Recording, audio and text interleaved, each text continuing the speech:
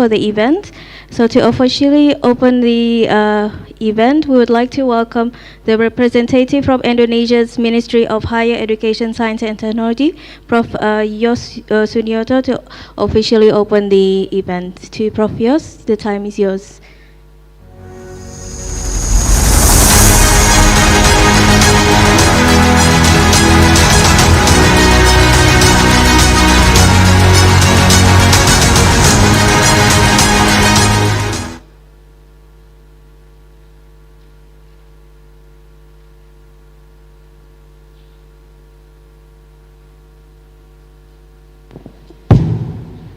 Okay, tes. Good morning, selamat pagi. How are you today? Good? Assalamualaikum warahmatullahi wabarakatuh. Salam sejahtera untuk kita semua. Om Swastiastu, Namo Buddhaya, salam kebajikan. Honorable guests, welcome to the Ministry of Higher Education, Science and Technology. We have here Professor Akmaluddin, Vice Rector for Planning, Cooperations and Information System of Mataram University. And then we have Bapak Insinyur Nono Hartono, Director of Seaweed at the Directorate General of Aquaculture at the Ministry of Marine Affairs and Fisheries. Professor Juliet Brody, Principal Scientist from Natural History Museum. And Professor Elizabeth Cotier-Cook, from Scottish Association Marine Science or SAMS UK, and then Bapak Safari Aziz, Kepala Asosiasi Rumput Laut Indonesia. Honorable guests, ladies and gentlemen, participants of the international workshop on strengthening seaweed biosecurity in Jakarta on the 1st December 2025. So allow me to represent the Minister as well as the Director General of Research and Development at the Ministry of Higher Education, Science and Technology to deliver several points in relation to the events. Indonesia possesses immense strengths in seaweed sector, both as one of the world leading producer and as a nation with tremendous innovation potential in food, hard, biomaterials and blue economy. This sector contributes not only to local livelihood, but also to national economic resilience, coastal development, and also global supply chains. Yet, the sectors face serious challenges ranging from seaweed-related health issues and climate change impacts to biosecurity systems that remain insufficiently integrated.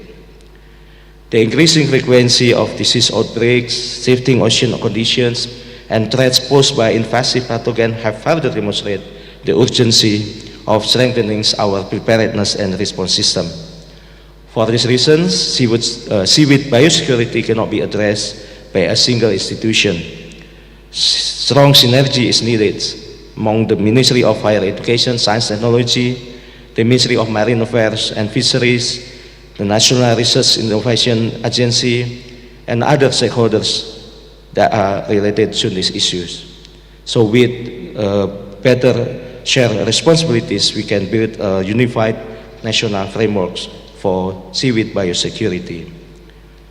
In this context, the role of university becomes particularly vital The University of Mataram, together with many other research universities across Indonesia, has been driving national progress in seaweed genetics, health, disease, and downstream development. And their research increasingly moved beyond academic output, but towards solutions or products that can be deployed directly to farmers, hatcheries, and coastal communities. Collaborations among universities, governments, industry, and farmer communities forms the foundation of building a modern, responsive, and field-ready biosecurity system.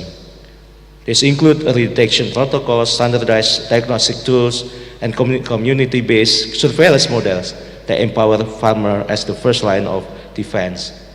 And the government sees today's workshop as an important step toward uniting all stakeholders in crafting a national science-based seaweed health and biosecurity strategy. And we hope this forum will also encourage the sharing of the best practices, strengthen human resources, and promote joint innovation pathways for long-term sustainability. The Ministry of Higher Education and Science and Technology also warmly welcome our international partners from Global Seaweed Protect, the UK Research Innovation, the National History Museum, Scottish Association of Marine Science, whose with their global approach, such as the PMP AP Seaweed, offer valuable frameworks to strengthen our national system. Their experience across multiple countries will provide Indonesia with comparative insights into global risk pattern, emerging disease dynamics, and successful models of biosecurity governance. And this workshop is expected to generate a shared commitment to develop cross-ministerial coordination mechanism and establish a national seaweed biosecurity task force. And through these efforts, Indonesia will be better positioned to enhance production resilience, increase the added value of downstream industries, and strengthen its global leadership in the seaweed sectors. And we envision a future where Indonesia is not only a major producer but also hub of innovations, anchored in strong science, competitive industry, and power coastal communities. And with strong collaboration among us here, we hope that Indonesia stands ready to build innovative,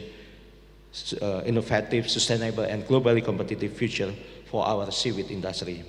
So let this workshop be a starting point for concrete action, sustained partnerships, as well as shared commitment to securing the health and future of our seaweed resources.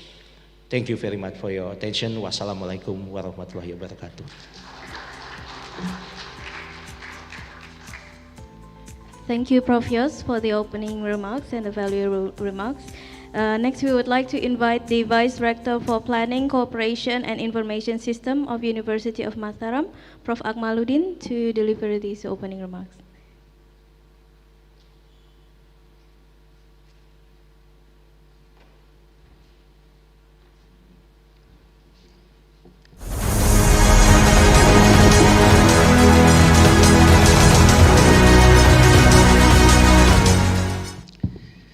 Bismillahirrahmanirrahim. Assalamualaikum warahmatullahi wabarakatuh. Selamat pagi, salam sejahtera buat kita sekalian. Alhamdulillah, wassalatu wassalamu ala rasulillah wa ala alihi wa sahbihi wa mawalah. La hawla wa la quwwata illa billah, ma ba'du. A very good morning to everyone. Honorable Director General of Research and Development, Ministry of Higher Education, Science and Technology, today is represented by Professor Yos Sunitioso, PhD, the Director of Downstream Industry and Partnership, the Honorable Director General of Aquaculture, Ministry of Marine Affairs and Fisheries, represented by Director of Seaweed, Dr. Nono Hartanto, our distinguished guests, respected speakers, ladies and gentlemen. It is a great honor for me on behalf of Rector of University of Mataram to welcome you to the International Workshop on Strengthening Seaweed Biosecurity for Sustainable Downstream Development. This important event is jointly organized by the Ministry of Higher Education, Science and Technology and Universitas Mataram as part of the Global Seaweed Protect International Consortium. Indonesia is one of the world's leading producers of tropical seaweed, and seaweed is a vital livelihood for many coastal communities. However, despite this potential,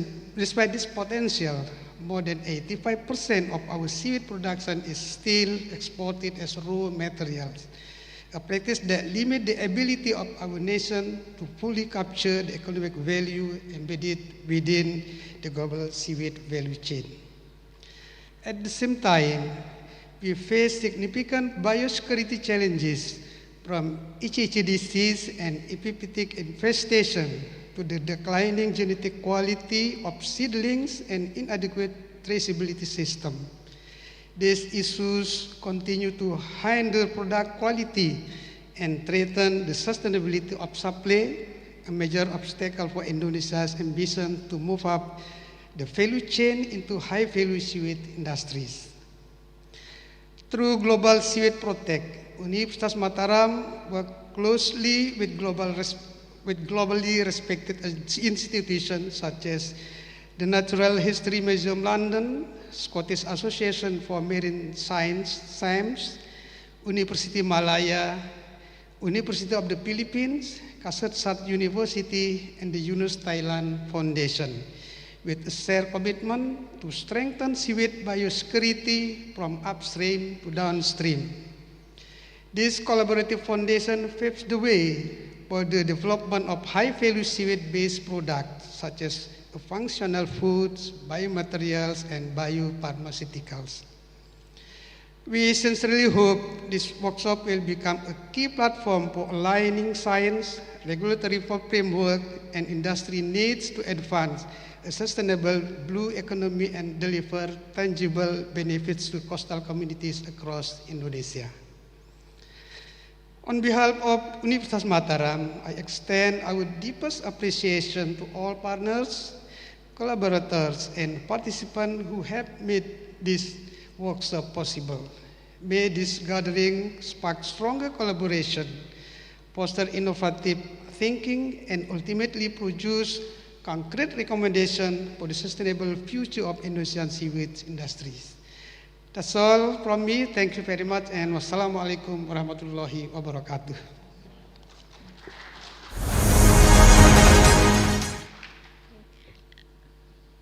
Thank you, Prof. Akmaluddin, for the opening remarks. Ladies and gentlemen, before we move on to the keynote session, we would like to invite all the participants and all the speakers to come forward because we were going to do the official photography. Okay.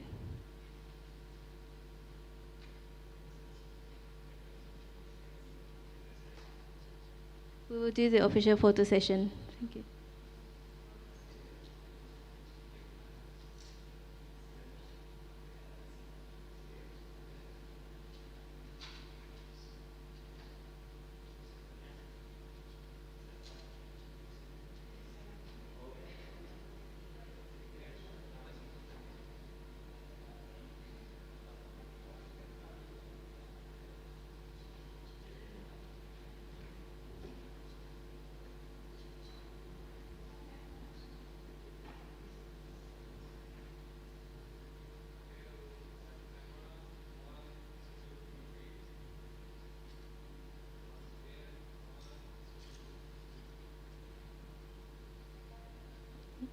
Now we would like to invite everyone to please come up stage and take a photo session together. Yeah. Sorry, so he said the photo session will be, so you can sit down and he will take the photo from the front.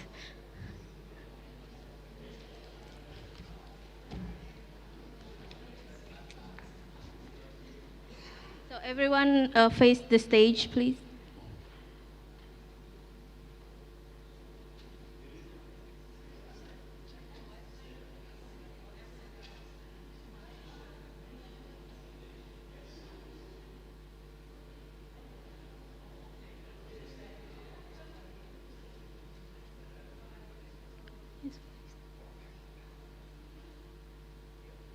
Okay, can you all stand up? Thank you.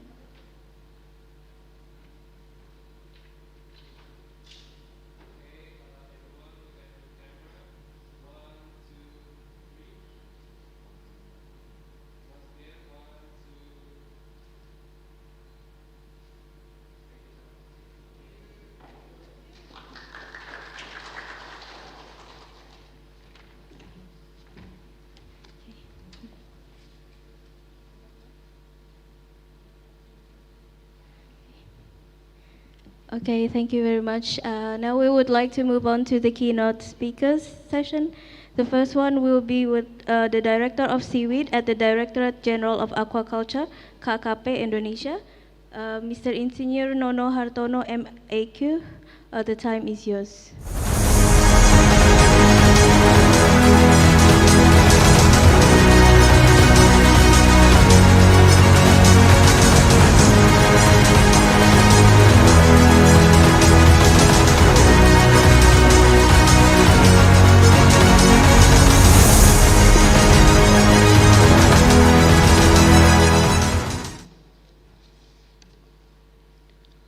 Assalamualaikum warahmatullahi wabarakatuh.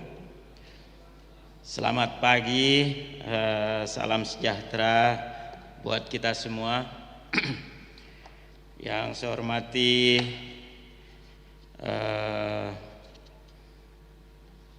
dari Kemenristek Dikti, yang saya hormati dari Universitas Mataram, dan our distinguished partner from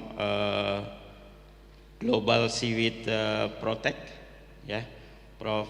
Juliet Brody from the Natural History Museum, Prof. Elizabeth Coutier Cook from SAM, and all delegates and workshop partner. Ada presentasi yang bisa ditayangkan? Iya. First of all, I am Nono Hartanto, speaking for the Directorate General of Aquaculture, Ministry of Marine Affairs and Fisheries.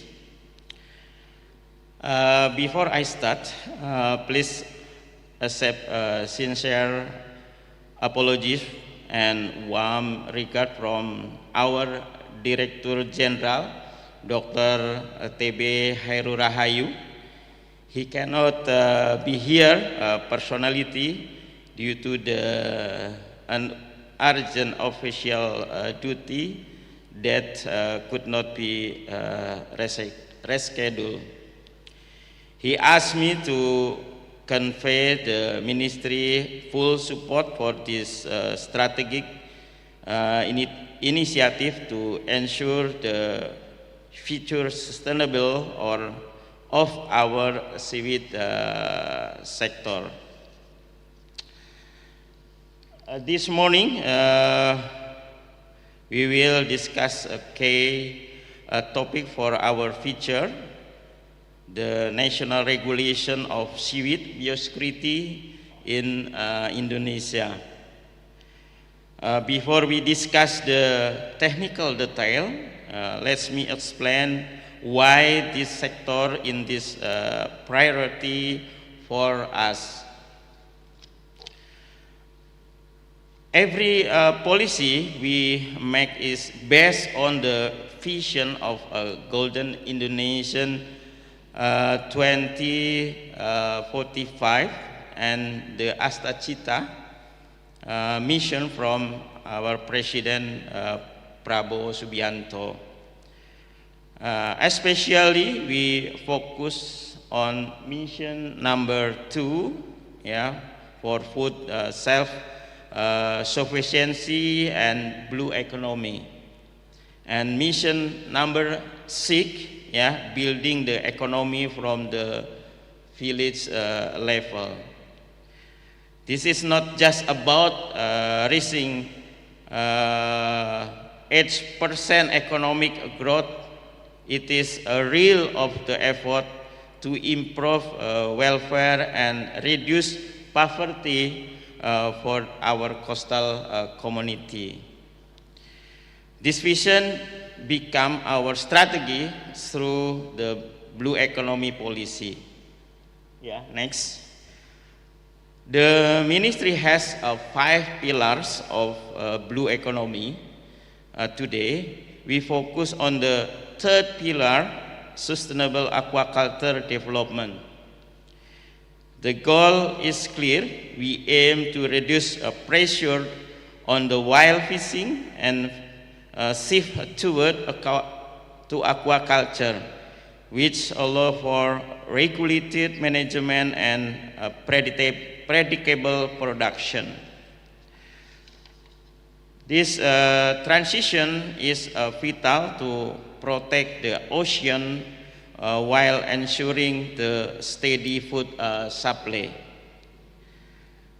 The question is, how much space do we have to grow this sector? The answer is a lot. Indonesia has an aquaculture potential of 17.91 million hectares. From that, 12.12 million hectares is in this sea. However, currently we only use about 6% of this area. This is a hard opportunity to investment and grow. Regularly, certainty in this sector is strong, supported by clear law from Law number 31 to 204 to the latest special planning rule. To use the potential well, we use upstream and downstream strategy. Upstream, improving productivity through better system and aquaculture village. And the goal to achieve efficient production and increase farmer income in sustainability way. With such potential, the government has chosen priority commodities. The government has chosen 5 champion commodities, and seaweed is one of them, along with the shrimp, lobster, tilapia, and crab. Yeah. Our seaweed type, like Capapicius, Glacilaria, and Colerpa, or sea grape, are a biological asset we must protect. Our global position is strong. Indonesia holds a 13.8% global market share, with a value reaching $9 billion. This market value must result in good production and better life for our people. Our seaweed production is growing, reach 9.85 million ton in 2024. More importantly, let us look at the people. There are more than 94 farming households depending on this sector. The family life in our key production center, for example, Kupang, Sumeneb in Madura, to Nunukan and Banggai. To support their life, we have a full strategy improving productivity through modeling, building seaweed village, and strengthening in the processing sector. This strategy, especially modeling, are being built right now in the field. We are promoting an aquaculture modeling approach.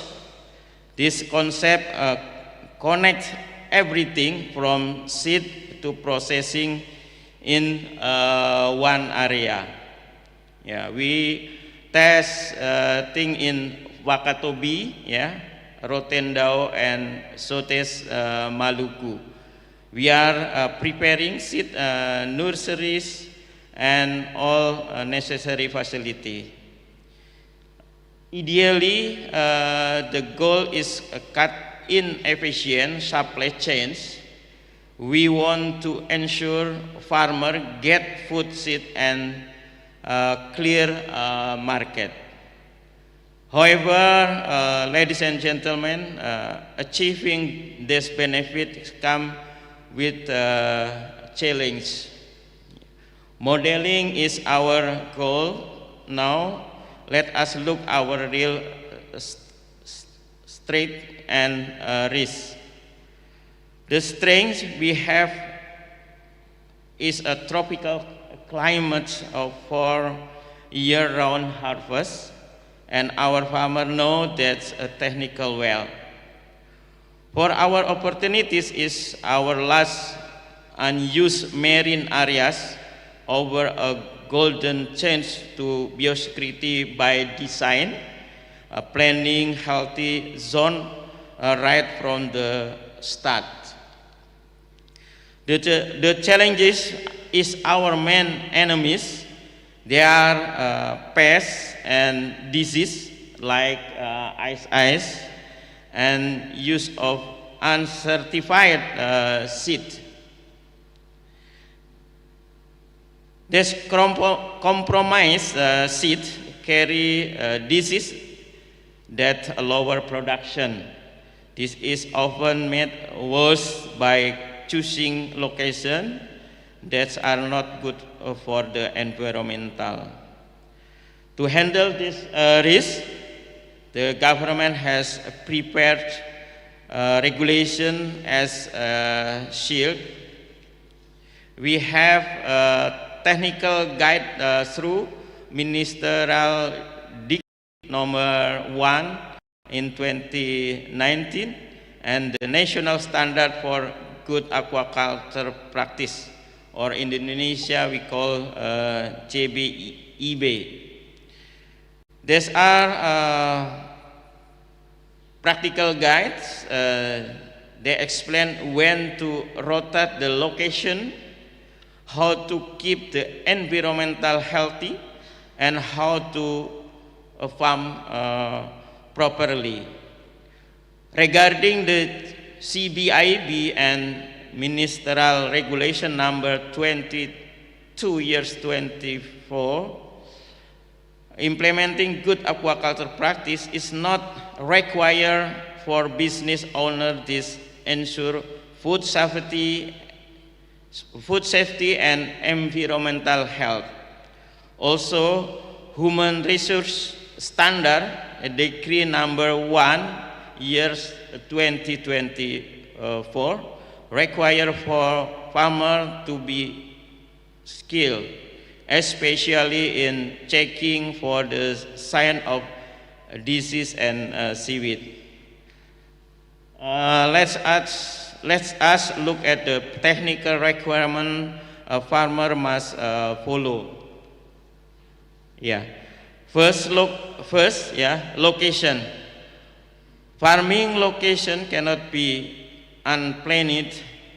They must follow special planning rule and be free from pollution. And the second, physical quality. We must be careful, ensure the seaweed is dense, has many branch, point, tip, and has not spot or slim. These are simple but important visual signs that farmer can use immediately. Besides physical checks, discipline in daily works is absolutely necessary. Pre-culture, we must ensure the seed shows in clear, never use seed without valid origin. During capture, if plant is sick, isolate it immediately. Do not let it spread to other line. And when a harvest, it is not allowed to dry sick seaweed next to healthy seaweed. And to waste management, sick seaweed waste must be thrown away properly, not thrown back to the sea. What we have in quiet supervision, but in the government continue to improve regulation for the future. Currently, we are writing a specific guide on good aquaculture practice or CBIB, especially for seaweed biosecurity. Looking ahead, we will also regulate the upstream system through standard for the tissue culture labs and procedure for releasing varieties. The goal of ensure genetic quality and that every seed sold in Indonesia has been scientifically tested. All this effort aim for the sustainability of our seaweed sector. Ladies and gentlemen, biosecurity is a long-term investment. The government provide this rule, but success depends on the teamwork of us, such university, the private sector, and the farmer. Let us work together to build a strong and sustainable Indonesian seaweed industry. Thank you for your attention. Waalaikumsalam warahmatullahi wabarakatuh. Selamat pagi. Terima kasih. Thank you very much to Mr. Insinyur Nono Hartanto as the Director of Seaweed at the Directorate General of Aquaculture for the presentation. Before you go on, can we kindly ask you to sit on stage, Mr.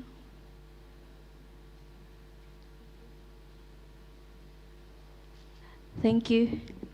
You can sit down.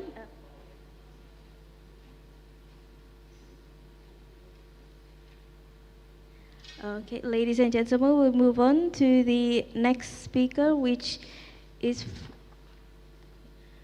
Professor Juliet Brody from the Natural History Museum, United Kingdom, as the leader and the principal investigator of the Global Seaweed Protect Program. To Prof. Juliet, the time is yours.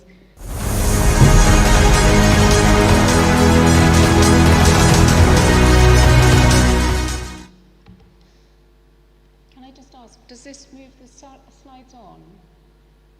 This one here, does that move the slides on?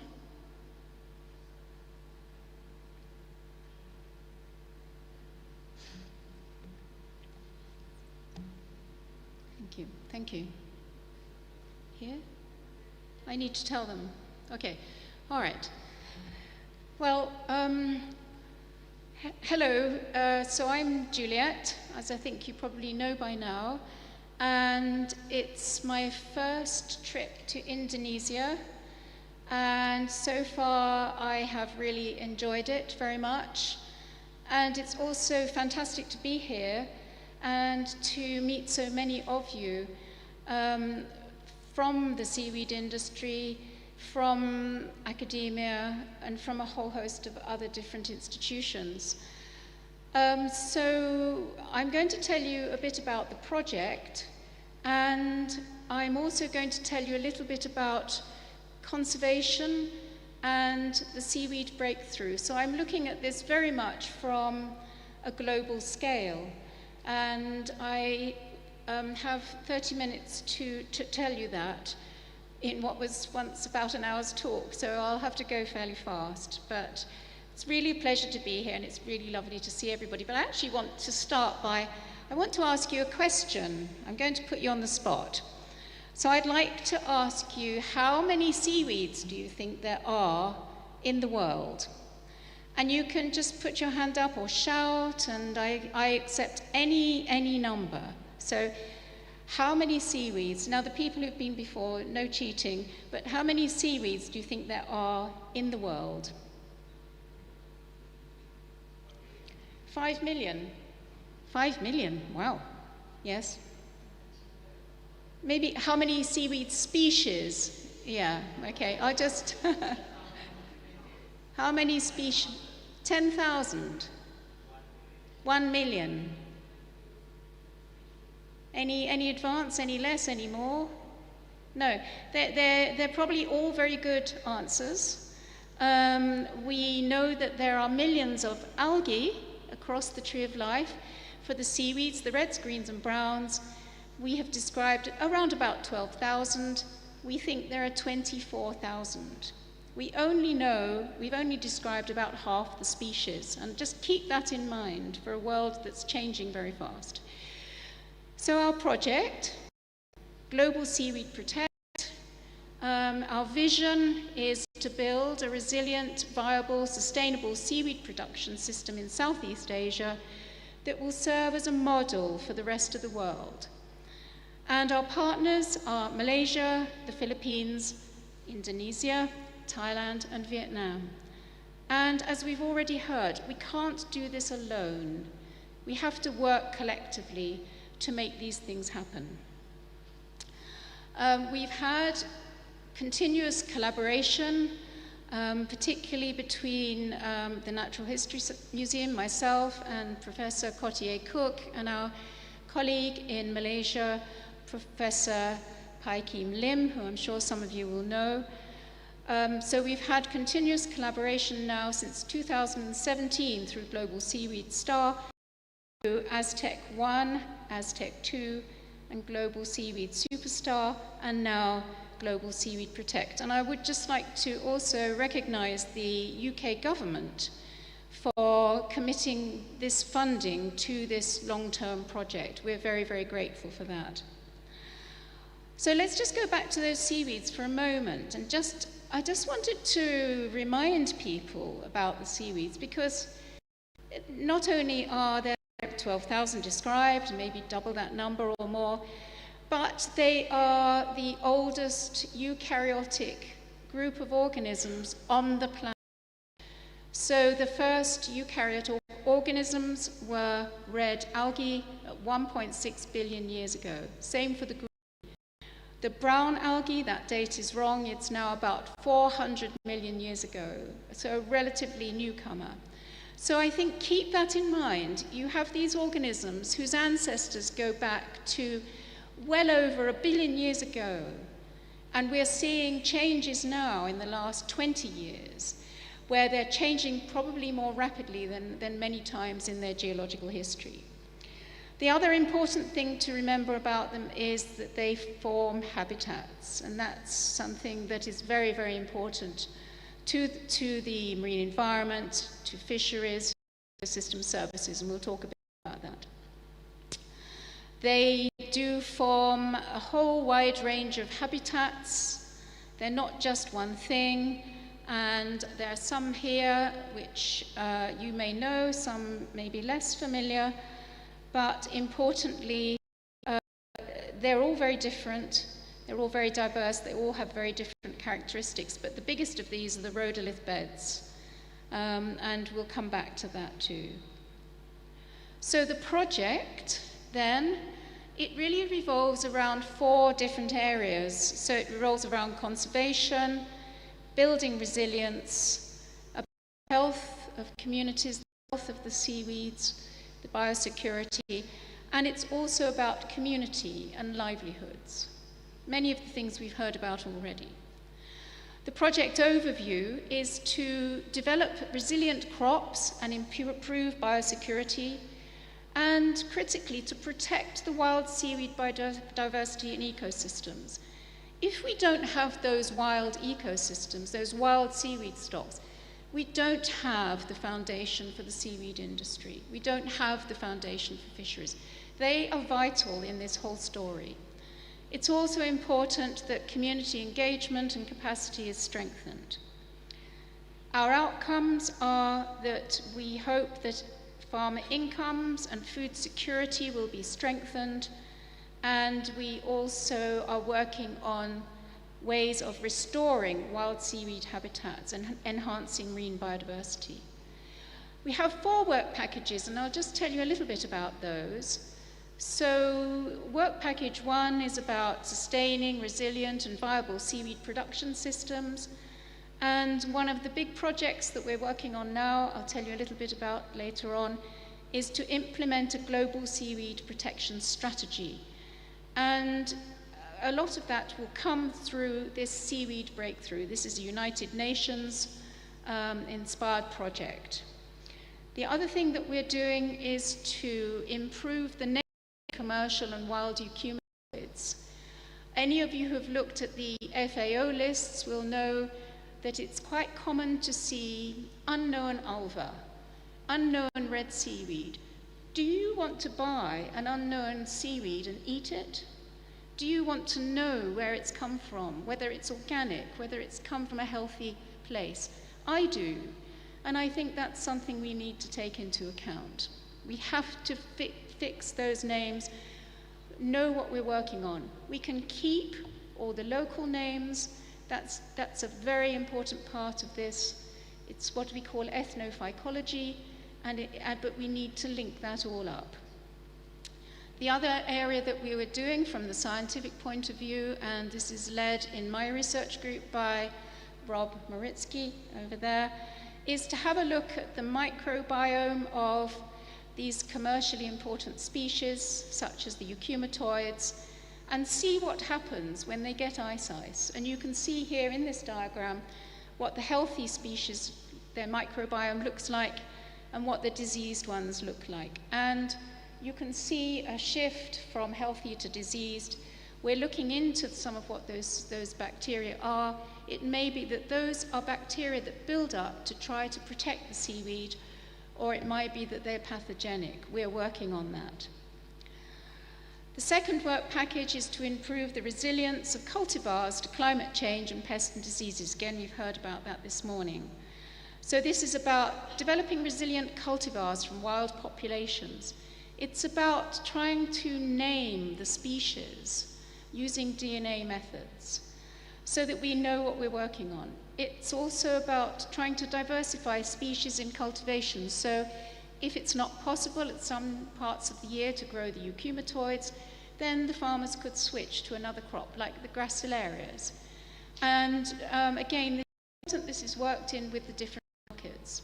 And also to enhance to their resilience to disease pests. And in Malaysia, with Paikim's group, Prof. Lim's group, they already developed some strains for cultivation of the eukumenoids that have survived in the nursery farm over a whole year with very strong El Nino. So we're very excited about that, and the idea is to give those new cultivars freely to the farmers. There's also a lot of barcoding going on, for example, in Thailand and here, trying to sort out all the genetics of these species. And I put in one here from Indonesia, some of the work that's being done by Eka and his group. So sampling around Lombok and sampling in different areas and looking at what is going on in the different seaweed farms. We also have a work package 3 on biosecurity, and that's where the progressive management pathway sits, which we'll be working on today. And also looking at stakeholder engagement through knowledge, attitude and practice surveys, which is being run by Sean, who's here. He's just gone out of the room, but he'll be here. And also looking at the biosecurity legislative frameworks as well. The other very exciting part of this project, at least for me anyway, is that we're trying to develop some early warning systems for pests and diseases. So can we actually develop some tools that the farmer can use very cheaply and quickly to tell if the crop has a disease before he can see it or she can see it, before they can see it?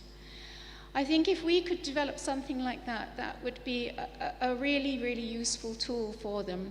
And if they've got evidence of diseases before they see it, they can remove those crop and dispose of them safely. Again, for ice, we're working on that, and you can see you can take these little bento labs into the field. You can 3D print little pestles and mortars. You can take little machines that will do your DNA for you. And my ultimate dream is that we can produce something like, you'll all remember the COVID tests probably, seems a long time ago, but that a farmer could take into the field and just test very cheaply, very quickly.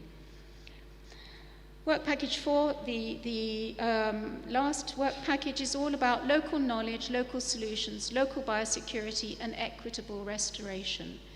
This is led by Dr.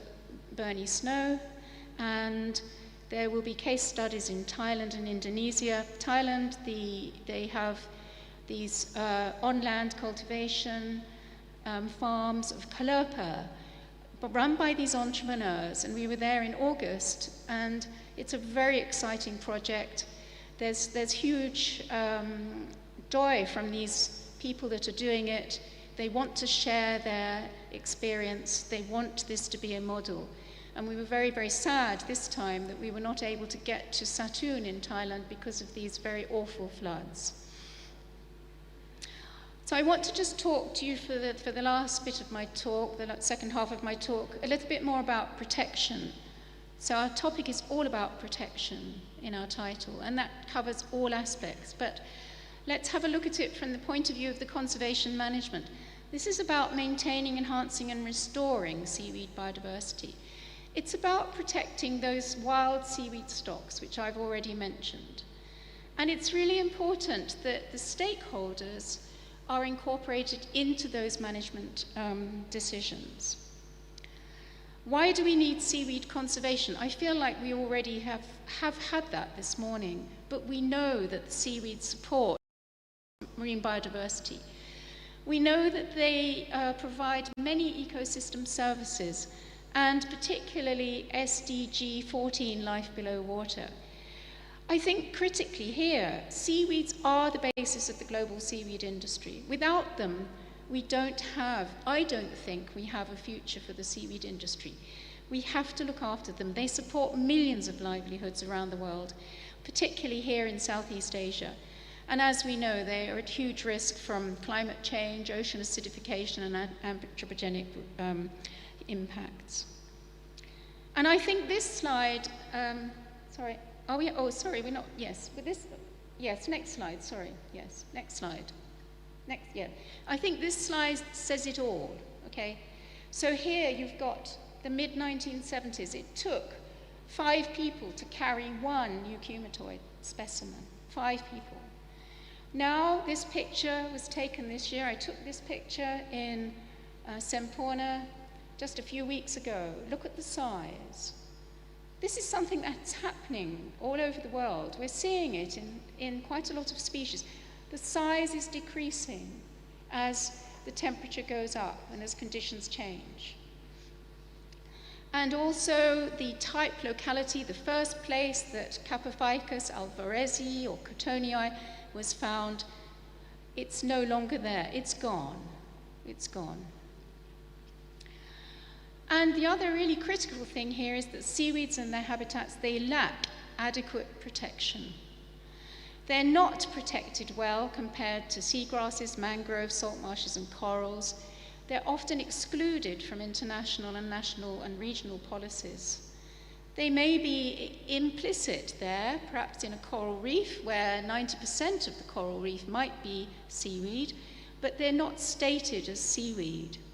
And very few people have been assessed using IUCN Red List criteria, and I know that there's some of you in the room that are interested in those conservation assessments. So, and the other thing I feel strongly about is there's an urgent need for taxonomic capacity building. There are very few of us today that actually do taxonomy. Those skills are very, very spread out across the world, and they're very few and far between, but they are the basis of so much of what we know. And that has to go hand in hand with the protection. We can't wait to describe those 12,000 species we don't know yet, but we have to do it hand in hand with the industry, with the people, with the conservation. How do we protect seaweeds? Well, we need that evidence. We need to know the species. We need to know what is going to be effective. How do we know if a species is endangered? And also, does it matter? Is it better to just say, this is a really healthy seaweed habitat, we must conserve it, we must look after it? It doesn't mean we have to stop everything. Perhaps sometimes we do, but we have to manage it so that it's maintained, so that it's healthy, so that our stocks are there for cultivation and so on. Right, this is now, next slide, sorry. Has anybody tried the IUCN criteria? Has anybody applied it to any fish or seaweeds? Anybody in this room? No. No? Is that a no? Or are you just too shy? Okay. Does it look terrible to you? Does it look like a really difficult thing to do? Yes? No? Yes? No? Possibly. Well, we did it, and it took a colleague of mine who can code and is brilliant at mathematics, and we did it for seaweeds for the UK, and it doesn't really work very well. And in fact, we ended up asking our colleagues what they thought of the results. We got 13% threatened. By the time our colleagues had looked at it, we only had 7% threatened. So we're looking, next slide now please, for new ways of getting that evidence that we need. There are some newer IUCN criteria like green assessments, and we're looking into those. Again, we need the taxonomic expertise. We can focus on species we know. We can use herbarium specimens for evidence. We can use horizon scanning, which is how I met Liz many years ago at a horizon scanning meeting where we predicted which were going to be the really bad non-native species. And we can look at ethnophycology, where we ask people what they know. We can also do citizen science. We can get everyone involved. And we've been doing quite a lot of this in the UK and Mexico and other parts of the world. Marine protected areas, we've just published a paper on this. They cover about 8.36% of the global ocean surface. I think they may have gone up a little bit, but they've missed the HE targets, which I think were meant to be about 10%.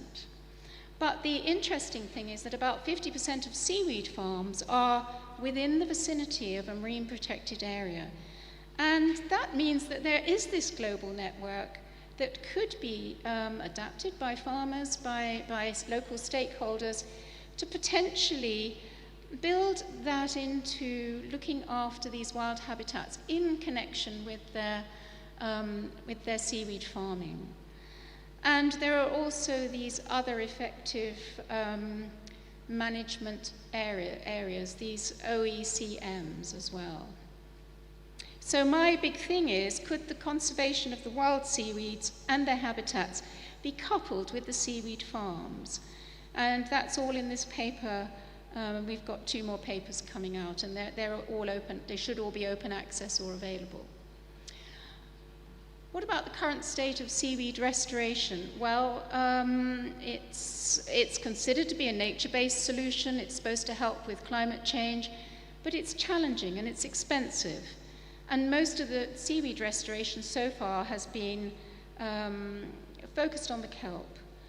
And some of the slow-growing seaweeds, like if you imagine like these calcified seaweeds, they may only grow 1 millimeter in 10 years. So very, very hard to restore once you've lost them. But new techniques are coming on board. What's very exciting for us is that in Malaysia we have some of the first studies on restoring the eucheumatoids. This is with Prof. Paikim's group under our projects, and they've been looking at different substrates and looking at what is happening with the eucheumatoids, and that's some ongoing work.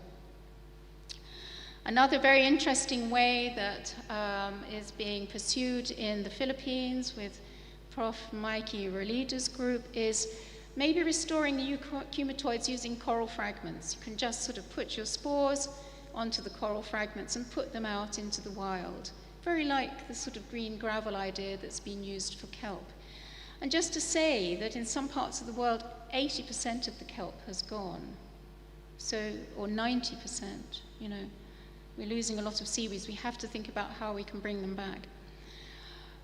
So I mentioned this idea of a global seaweed strategy, linking the wild seaweeds with seaweed farms, standards within the industry, developing the tools we need, and having the resources to build capacity.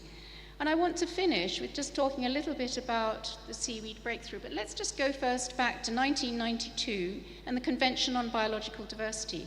Who remembers that in this room? Who remembers 1992? None of you are admitting to remembering 1992, so you're all very young, which is fantastic. I do remember it. I just started teaching in the university. This was really the start of everything now, the 30 by 30, the HE targets, the SDGs. And I remember very much at the time that we were told that if everything was documented, written down, nobody could have an excuse to destroy it. If you knew that that was an area of rainforest and somebody cut it down, there was no longer any excuse. And from this too came the Nagoya Protocol. And one of the things that is really important is we shouldn't be moving things around the world. We shouldn't be moving species around the world, and we'll hear a bit more probably about that with the biosecurity. And this is the seaweed breakthrough. So this is to mobilize action on a global scale. It's to protect the seaweeds through the United Nations Climate Champion 2030 Breakthrough Agenda. It's a science-based approach, but it brings in the communities. And the idea is to develop measurable indicators and goals. And we've been working on this in the museum for the last year and a half, and we're about to send out, probably tomorrow, our first draft seaweed breakthrough to our group. It's based on the ocean breakthroughs, and you can see the different categories: marine conservation, coastal tourism, ocean-based transport, aquatic foods, renewable energy. The breakthrough really covers conservation and aquatic foods. We've produced the State of the World Seaweeds, which is the evidence base. If you want to read that, that's available. It's really very comprehensive. It's brought together for the first time information on what we know from the literature, from everything we could find on the State of the World Seaweeds, an overview. Those are the contents. I won't dwell on those, but you can read it. We have looked at the numbers of seaweeds. There are no really good maps of the distribution of seaweeds. There's no green map that's reliable. None of the data out there are very reliable. That is a huge gap. You know, there are places I've been to in the world which say they've no seaweeds on this map, and yet I've been there and I've seen them. This diagram is really very important too, because it gives you an indication of how important seaweeds are globally compared to the other vegetated ecosystems. It's much, much, much larger than seagrass meadows, coral reefs, mangroves, or salt marshes. Everything is important. They are all important. There are seaweeds in all of those.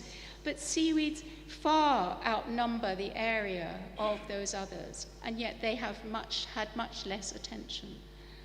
That's an important thing to remember. In terms of their coverage, the rhodolith beds come out top. You can see on the right there, 4.12. Then the fucoids, kelp, and so on. Some of the areas we really don't know. Tropical seaweed beds, we have very little information on how extensive they really are. And yet there's so much work going on in the seaweed industry.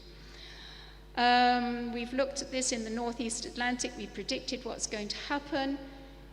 We made our predictions over about 80 years. Those things are happening now, much, much more quickly.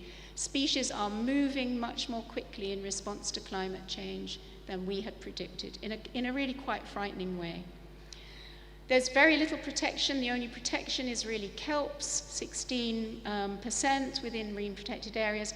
Even then, it only protects 2 species of kelp, and there are other species. Where I am, down in Britain, next slide, please. Sorry,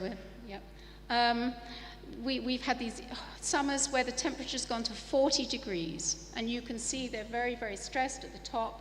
When I went back in 2025, all those where the fucoids had been, they'd gone. And in the tropics here, next slide, please. You will see that this is our lovely friend Flower Masuya, who passed away a couple of months ago, very sadly. But she's standing on old lines in the shallows of where they farmed. They now farm offshore. That has all sorts of implications for who can actually farm, for gender disparity, and so on. We've talked about that, and this is just the last slide. So this is the seaweed breakthrough. The last slide, please. If we can go, keep going. Next one. Next one. Next one. Next one. Next, keep going to the end. Oh, something's missing. Something's missing on the end of the slide. Here we are. That's it. Back one. That's it. Right. Okay. So this is the last slide. So this is the seaweed breakthrough that we're about to sort of send out the first version of it. We've had 65 experts from around the world working on it with us, and you can see these are our goals. These are our global goals, and so it's hold, loss, protect and conserve, restore seaweed ecosystems, secure, resilient and equitable livelihoods, and financing. And if you want more information on this, please let me know. We will be having some more stakeholder meetings over the next year before we launch it at COP in Turkey in November in 2026. And I'm hoping that this is going to be a very important global breakthrough for the seaweeds, that everybody in the world will join in, and that we'll be able to move on from HE and those other targets that haven't really worked terribly well. We have 5 years. You may say that's very short, but look at it the other way, we still have 5 years to get to 2030. And with that, I'd like to just finish with the last slide. The last slide? Yeah, that's it. So really what we're aiming for is a thriving and resilient seaweed economy with all that protection incorporated into that economy. Thank you very much. Thank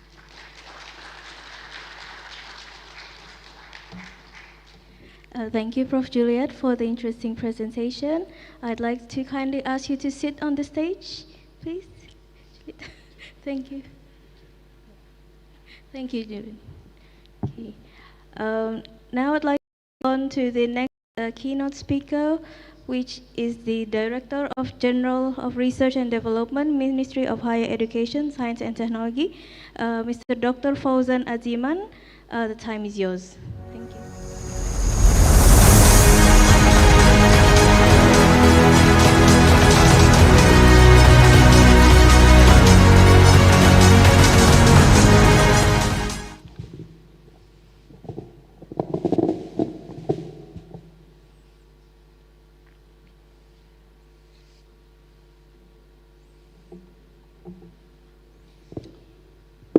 Good morning everyone.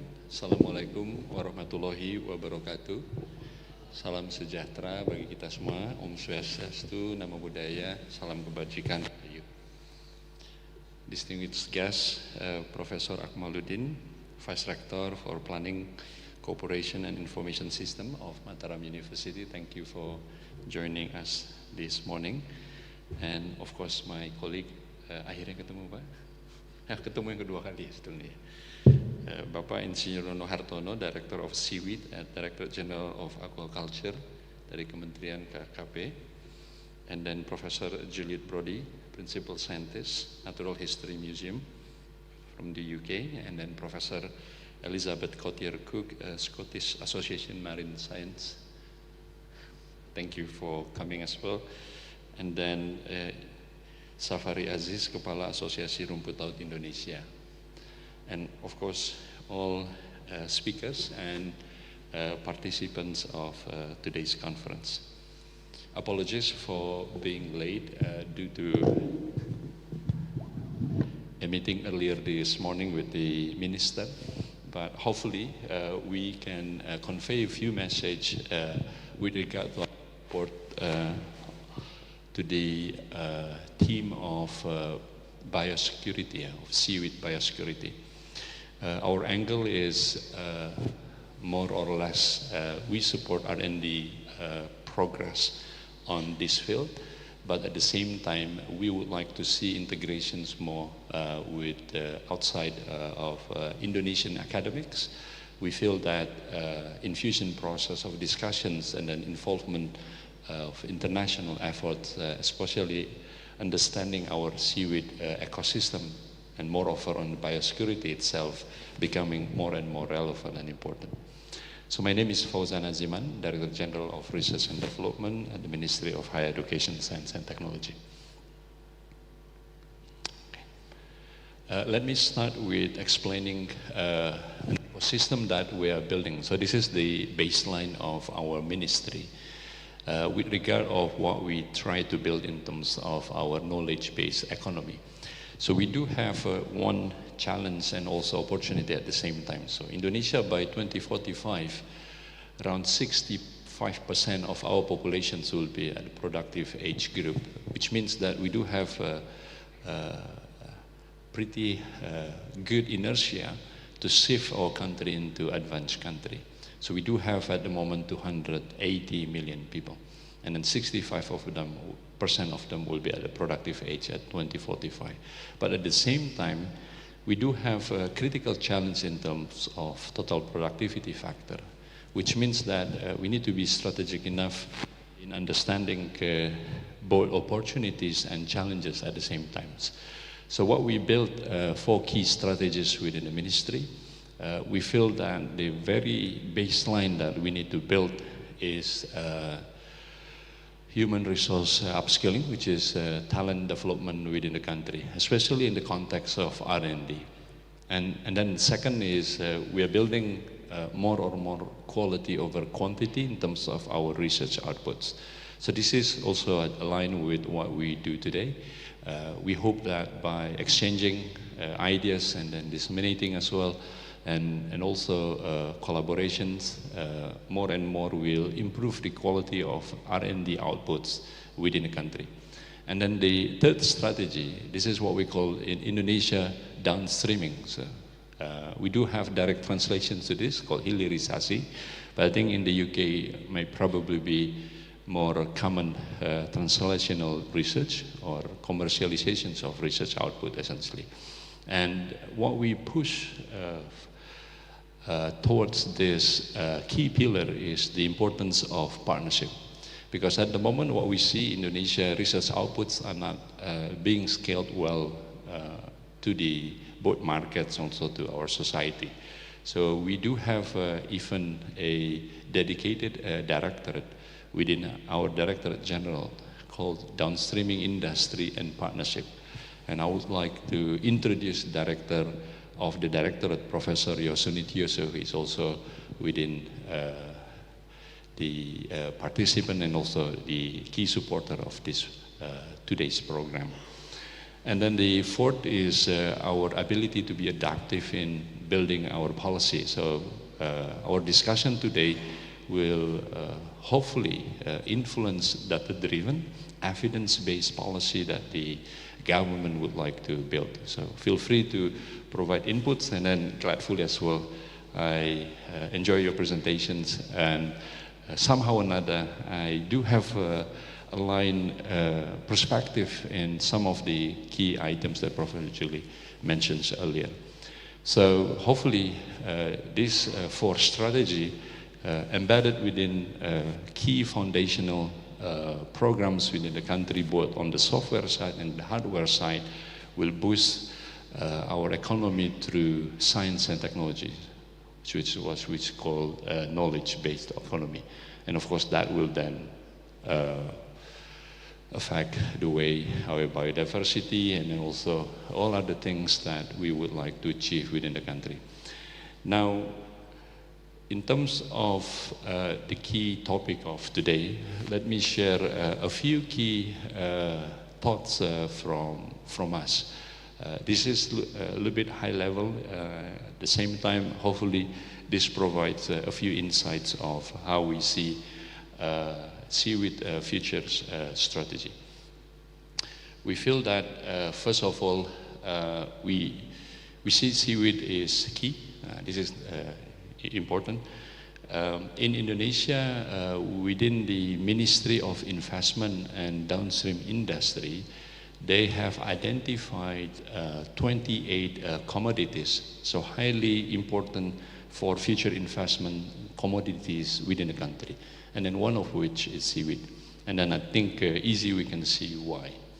But then at the same time, we need to work on government priority, understanding risks, gaps, and also roadmap that we need to build. So along this, it's been presented very well by Professor Julie. So that's the reason why we feel that we are aligned in that case.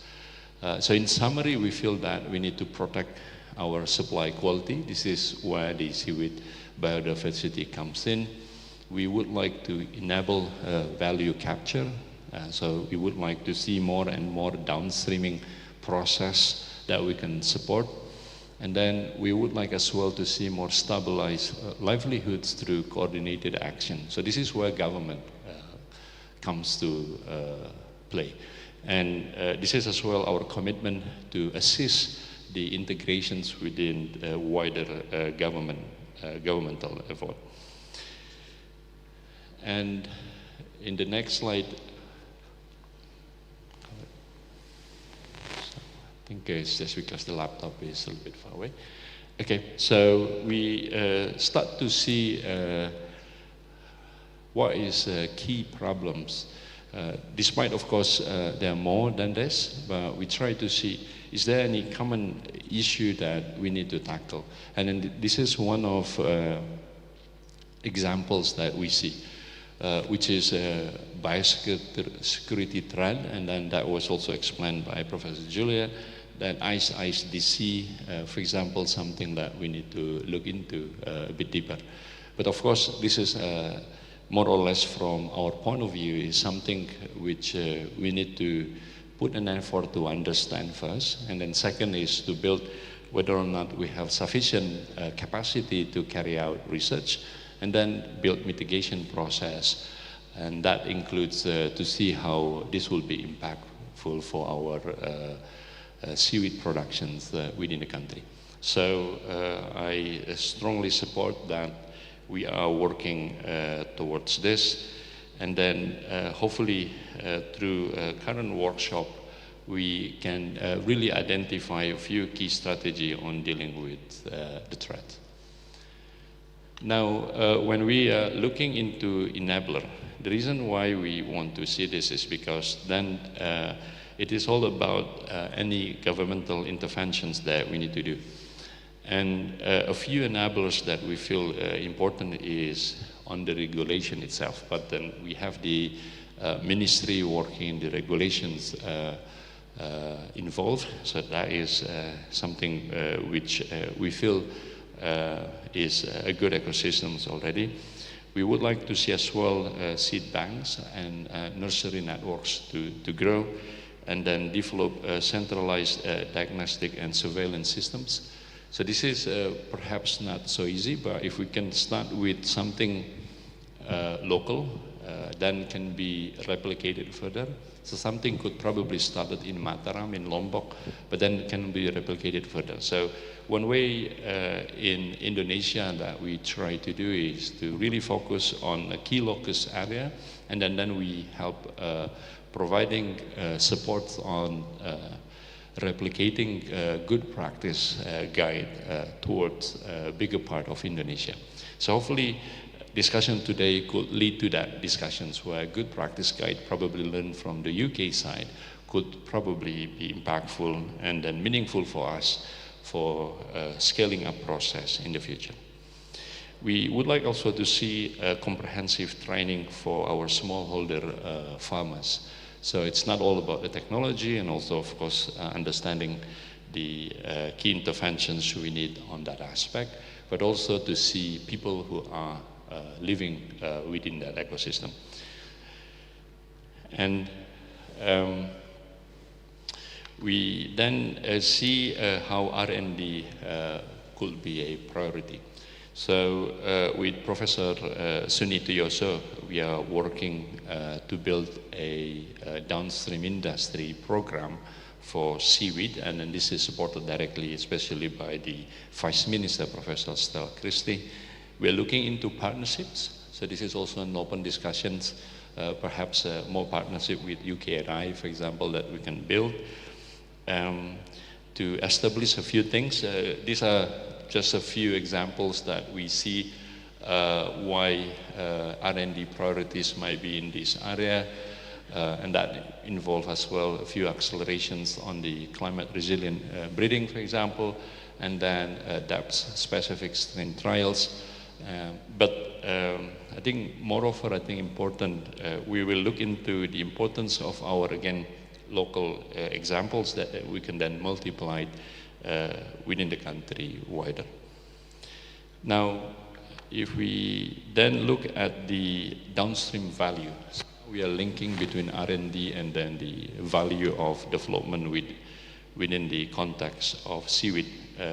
Earlier explained by Pak Nono about the potential of seaweed, so massive potential of seaweed, but we also see that we do have some barriers, and then one of the key barriers in Indonesia is fragmented production. So this is something that we have discussed within our network, including with APindo. So APindo is Association of Businessmen, Businesswomen in Indonesia. They are keen to get into deeper into seaweed production, but they need a few support along the way. So this is also something that perhaps we can link up between R&D and then values of productions development within the country, in the hope that at the end we would like to provide stability, so price stability for our smallholders farmers, increase investor confidence, and in the end, of course, accelerate downstream industrial growth. So hopefully that is clear where we would like our R&D to support, again, to my first slide, that we would like to support our economy based on knowledge. Now into the multi-stakeholder collaboration for seaweed biosecurity. This is an early assessment that we've been doing. So for example, governmental roles, the Ministry of KP, which is Aquaculture, and also Ministry of Investment, and then us, MOHES, Ministry of Higher Education, Science and Technology. So we are in one key group that we are communicating each other very well. So we hope that the integrated communications within government will then provide an ecosystem that industry would like to grow their business in Indonesia in terms of seaweed, both cultivations, also productions within the country. We would like to work more and more with science, regional, international collaborations, so international bodies and also international programs, such as the one funded by UKRI, and also within ASEAN context, as what we see, some harmonization and capacity building can be built. So these three key multi-stakeholder strategies, we feel that important in our strategy to build a sustainable R&D environment or ecosystem within the country. Now, if we go a little bit further in terms of our policy, which then align regionally and also globally. So of course, we look into ASEAN in the beginning, and then we see as well this could probably mitigate cross-border risk from propagation, material, and disease spread through aligned protocols. So we would like to learn. So hopefully, funding we can build. I mean, at the moment, perhaps funding from the UK side is more, or mainly from the UK side.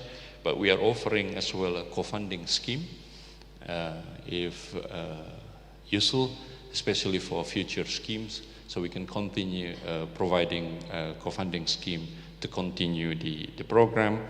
And we hope as well to have some multilateral involvement within the co-funding scheme. And with the UK, so recently we met a few key stakeholders in the UK, including our president already visited the UK. And then one of the discussions that we are pushing forward is involvement of what we call it 2+2. So university relationship within two countries, and then added to that industrial involvement. We don't cross-border between the industries. So industry, say in the UK, support university research in the UK, and then industry Indonesia will support universities research in Indonesia. So the 2+2 we feel important with the baseline that we hope that there will be some circular human talent program. So we can build not only research program, but also scholarships. But then once the scholarships completed, we would like as well our talents can cross between industries. And then hopefully this could enhance our accelerations program to really catch up in terms of what we need to do for seaweed biosecurity. Now, if I go further in terms of policymakers and then farmers framework, earlier explained about the progressive management pathway for aquaculture biosecurity. We feel that this type of pathway and for us is a best practice guide that we can adopt, something that we would like to see, and then that probably then can be embedded within as well our ministerial task. And we see as well farmer cooperatives and platforms for academia, government, industry could be something that we push forward. So next is we also see the importance of a good balance between our national resilience. So national resilience is something that up high in terms of our priority, but then at the same time we would like to build an engine for economic stability. So the inertia of our commodity development of seaweed, we feel that it deserves a strategic national infrastructure. For that reason, seaweed is not only, I mean, even our ministry is probably a small part of effort within the government. It's been taken very seriously within Indonesia, and this is as well as being managed by our coordinating ministries, because it does have the collaborations factors within our government. Now, would like to explain a little bit on what we could probably build, but again, this is something for discussion. A few key steps that we are thinking: assessment and commitment, something that we feel important, and then planning and capacity, which I think can be pushed in terms of planning details and also learning from best practices around the countries through today's activities. But then the key aspect for us is on the implementation, which is stage 3, and then of course to make sure that we build a sustainable ecosystem. And to just quickly capture what we can build within the strategy is, so number 1 is I think ongoing, so define national strategy. And then a task force is something which our ministry will not lead, but that we hope that a task force can be established. So in Indonesia, a task force means that multi-stakeholders activities will be then factorized. And then why the factorization is important, because of we are talking about budget, we are talking about spending people's time, we are talking about resources essentially. So with the task force, that justifies some of the funding. And of course, at the same time, identifying risk, capacity, rolling out biosecurity systems, promote healthy seeding, standardize quarantine, feedback and improve. So hopefully this type of suggestions for improvement will be as well, can be gained from today's activities. And moving further to stage 3, which is enhancing our preparedness, we feel that the PMT-AB seaweed, which is the progressive management pathway, something that we would like to look into. And then perhaps, so we do have a few key programs, for example, one data. This is an effort to integrate. So in Indonesia, the difficulty is because we have so many islands, as you know, that registered more than 17,000 islands. So which means that dealing with data and dealing with geospatial itself is a challenge. So we hope that if we can integrate these actions together, say a program called One Health, that could probably be impactful. Now, let me quickly explain, those are the things that we feel on the policy level, and then how we would like to support our seaweed, especially in terms of biosecurity that we feel is important. Then in terms of the context of our Ministry of Higher Education, Science and Technology, what kind of support we can do. So first of all is our research now focuses on research-based problems. So in the past, so long we focus on topics as key criteria in funding research. But then from this year, we are focusing more and more on challenge-based and problem-based research. The reason for this, at least, there are twofold. First is with problem-based research, of course, we don't solve that problem. But at the same time, we would like a lot of different disciplines, so multidisciplinary comes into play, essentially. So when we're talking about seaweed, it might not probably just about aquaculture, for example, but also understanding data and really understand how to deal with the climate, for example. So there will be multiple different actors in terms of expertise, and we hope that we are doing that more and more. So we are focusing our R&D now for sustainable economic growth through research-driven activities. And in the UK, it is usually known as deep tech. So more and more deep tech ecosystem where universities start to think about IP and then develop economic impact through the seaweed development. So it has to be balanced, of course, both on the biosecurity side and also on the economic side at the same time. But we hope that this will create economic impact for local society. And let me explain a little bit about key programs within our research funding. And one of which could probably, or a few of which could probably be useful for our international partners.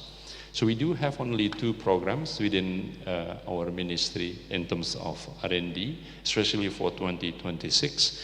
We divide this into 2 big programs called Priority Research Funding Program and Strategic Research Funding Program. The first is on the Priority Research Funding Program. So what is the key difference between both? So first, is on the priority research program. To the next slide, please. Yeah, priority research, going back, yeah.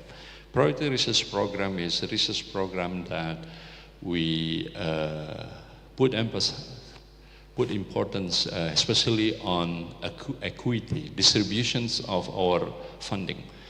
So in Indonesia, we have 4,500 universities. So number is extremely high. And then within our ministry, we are working with at least 3,000 universities. And then that spread across the country. So we focus on making sure that all universities, we have around 300,000 academics within the country. And then we have around 10 million students, higher education students within the country. So we make sure that we build an ecosystem of R&D through an equity-based distributions of R&D. So for example, this year alone, we fund around 17,000 research across Indonesia. And that is only on the upstream part. And then we have as well downstream related research. Basically, this program is trying to shift the average of our quality of research and capacity from average 1 to average 2. And this program consists of a number of key programs. Hold on, next slide, please. And if you look at the structures of our funding program, we start, so in Indonesia, building higher education ecosystem is still an extremely important need. So we're building ecosystem as a first base. Ecosystem means that research facilities, and also as well as our ecosystem, so that industry can really come to university through, say, science techno park, something that is not building based, it's an ecosystem based. And then on top of that, we're building talent programs as the next important key programs. And then based on an ecosystem and also talent, we build research program. And then we push forward technology transfer, something that new that we would like to do nationally. And then in the end, so the top of the pyramid for us is of our research we align to the needs of our society. And then second program is called strategic research program. So the first one is priority research program, and then the second one is strategic research program. So strategic research program, essentially we are working towards key problems. And those key problems are priorities for usually headed directly by the president, or key problems that will be impactful for our society. And the difference is the left-hand side program is usually smaller in nature, because we would like early stage researchers and all researchers across the country can join. But then for high caliber researchers, for example, or above average researchers, we would like them to then help us to really focus on solving some of our key strategic problems. So we provide two sides of this. So in rupiah, a question that you can convert quickly, but the left or right hand side, so one research, usually we fund around 150 million rupiah. So 150 million means 10,000 pounds. So less than 10,000 pounds. So it's not massive. But that provides a possibility for everyone to really take up research and then do research in their universities. And then the left-hand side, one research funding is about 10 times of that, so 100,000 pounds. So this is probably more aligned if we do co-funding with your research. So we can fund one research around 100,000 pounds, and then we can co-fund with, say, with UKRI. At the moment, we are doing this with British Council, for example, through ISPF scheme. So if that is of interest, please let us know. And what we need from our key partners, essentially we need high-value problems. So high-value problems become our currency at the moment, because we would like more and more our research to be impactful in the field.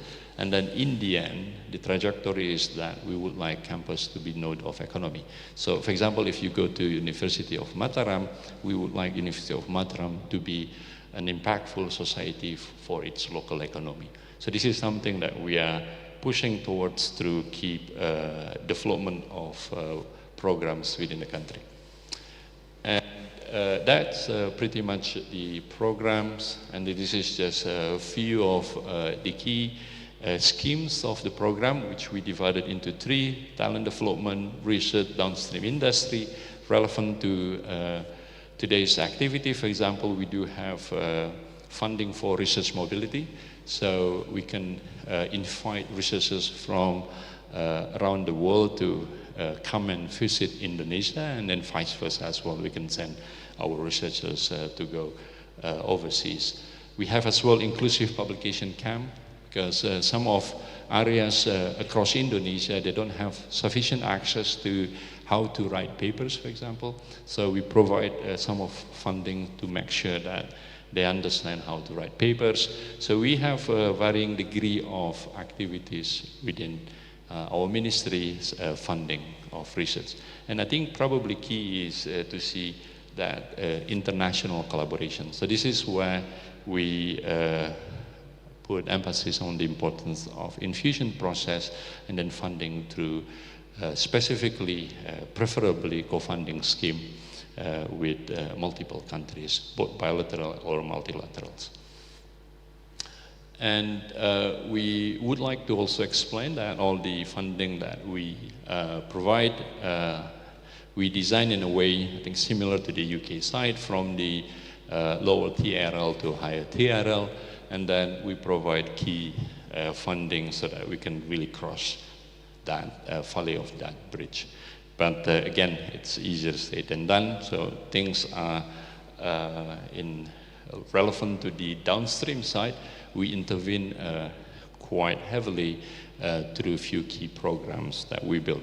And then hopefully as well, this can something that we can work together.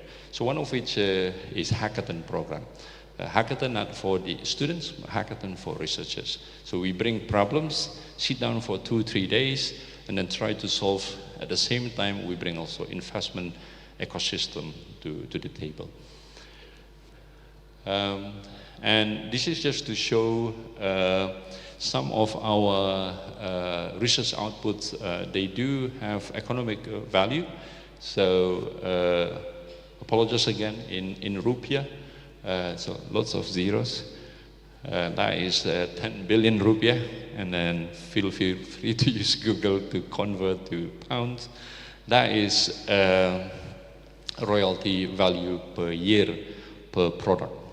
And then this is technology readiness level, so we start mapping this out with the idea of we would like to build more and more IP-based ecosystem started from university.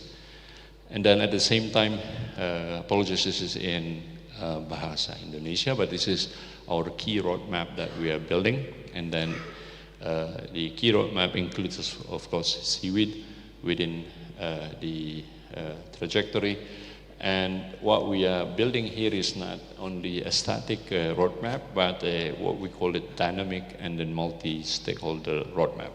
To the next slide, please. Yeah.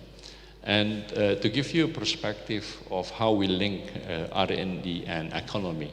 So we started the journey by specifying 8 key industrial or strategic industrial national strategies. And seaweed is within the number 6, which is downstreaming. So a lot of commodities, at least the 28 commodities are within number 6. And then of course we have also maritime at the same time. So you can see that within our national priorities, we do have seaweed development as key strategic commodity. And it's not all about engineering or technology, it's all also how social and also humanity, science can be involved, legal, economic development, business management. We open to support all the key strategic national research programs. So with that, we then map our research across Indonesia. And then hopefully, if you are visiting Indonesia for the first time, we really encourage you to visit more of Indonesia. We do have Bali, and then whenever I go to the UK, usually people kind of see Bali is bigger than Indonesia, which is very common. But then, of course, you can see that Bali is part of Indonesia, and then, in fact, Lombok is a new destinations, not new, but destinations which I think known more and more by our international communities. So while doing research, why don't enjoy our nature as well at the same time? But what we would like to show you that we keep a dashboard, really identifying who doing what where, basically. The reason for this is, as I mentioned before, that Indonesia distribution is still important. So we are trying to factorize what we do well. So not only research, so we have 67,000 research for the last 5 years, and then this can be accessed by public. And also not only research, apologies, so that penelitian means research, that is in Bahasa. But also, if you click the map, you can see even at the local map who is doing what. So hopefully this could help you as well to find a collaborator within Indonesia. We do have names of research in Bahasa Indonesia, but I think easily you can find a way to convert that to English. And also, not only research, we also map problems. So this is one example. So the most right-hand side is penelitian, but the most left-hand side is called permasalahan. So permasalahan means problems. So we map problems across Indonesia, and this is a stunting problem, which is relevant to seaweed. So stunting problem in Indonesia, prevalency to stunting, as you can see, it's not the same across Indonesia. So we see some more red than green, essentially. So what then we do with this data is we then superimpose with research activities around that area. And we are doing some interventions of R&D locally, but that needs to involve university both outside of the area and university around the area. So, for example, in this case, these are all research about stunting. And in the area of research in that red area, so we intercepted 13 research activities. We integrate research activities, working also with local government, and really to assist stunting problem, reducing stunting prevalency within the region by interventions of food, health, and also cultural approach. So seaweed, we can do also the same if we can map out well where is intervention needed, something that we are keen to work on as well. So in Indonesia, because of the archipelagic nature of the country, so many of our problems are having some site specificity strongly. So a medicine that work in Java may not work in Papua, for example. So we do need to see, I mean, that could be a challenge, but at the same time, that is an opportunity, and that is the characteristic of the nation. Now, my last slide is just to remind again the importance of collaboration. This is something that we offer. Again, if there is anything that you can bring back as a souvenir of our today's activity, is we are offering for building partnership. So we do have a team. Apologies, after this I need to join another meeting, but we have a team, and in fact my office is just opposite to this meeting room. So it should be easy to find at least my team. So if you have any suggestions on future activities that we can build together, partnership that we can build, feel free to reach us out. And with that, would like to, my last slide, just to put emphasis on innovation isn't just about science and technology, but collaboration. Thank you very much for your time.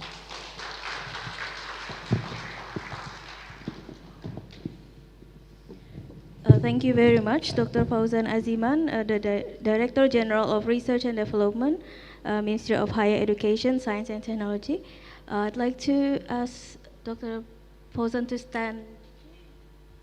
We will deliver the certificate of appreciation. Thank you. Yep.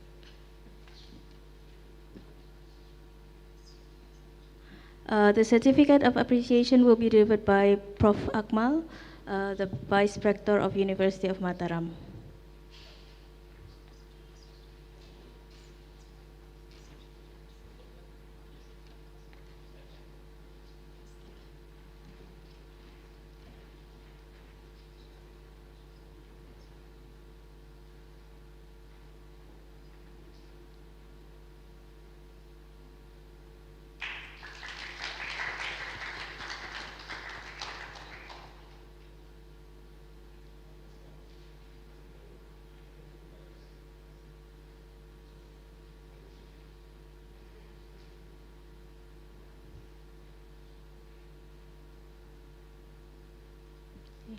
Once again, we'd like to thank Dr. Fauzan Aziman for the time. Okay. Yes. Can we have a photo session?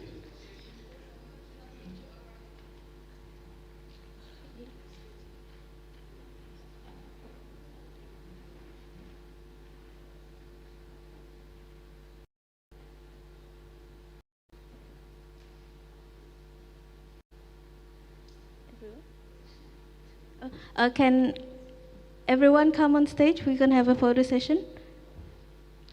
Yeah, on stage. Okay, we'd like to invite everyone to come on stage to have a photo session. If you want.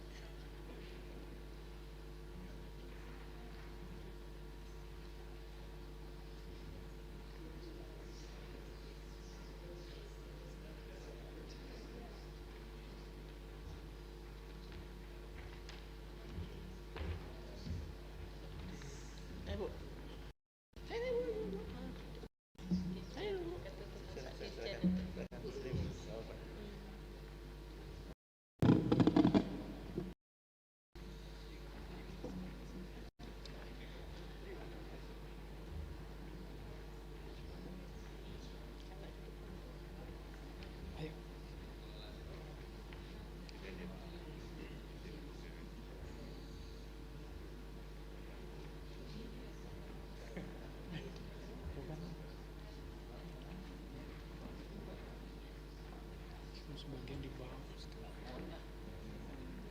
Nanti malah jebol. Jebol rusak sama-sama. Dipersilahkan. Malah kelihatan ya daripada belakang.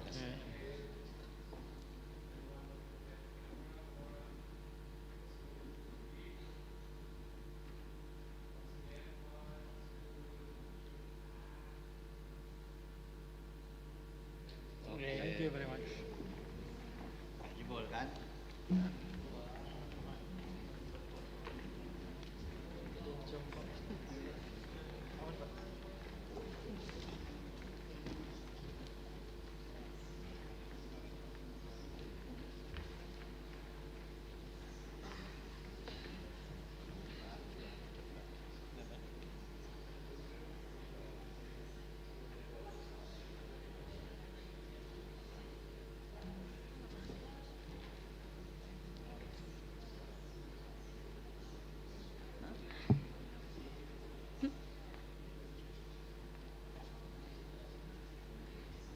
The next.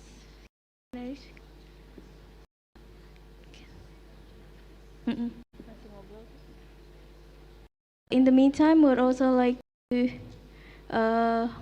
kindly invite you if you want to take any coffee or any snacks, you can take it outside while we wait for the next session. Yeah, coffee. So short coffee break.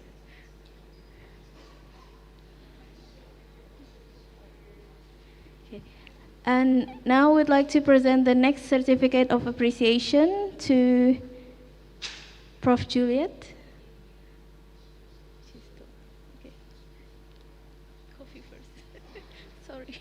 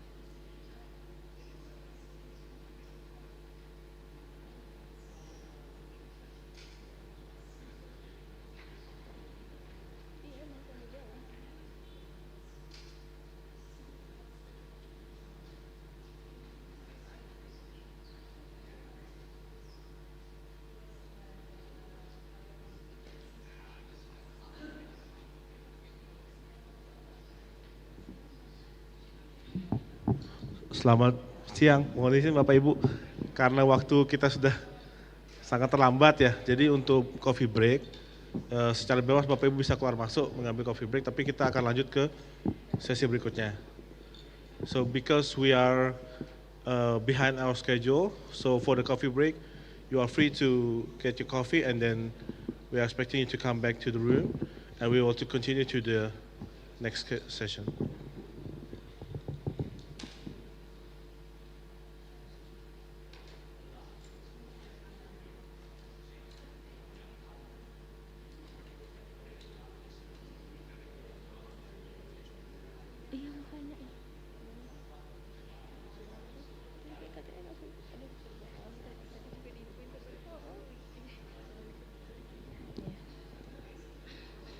Masih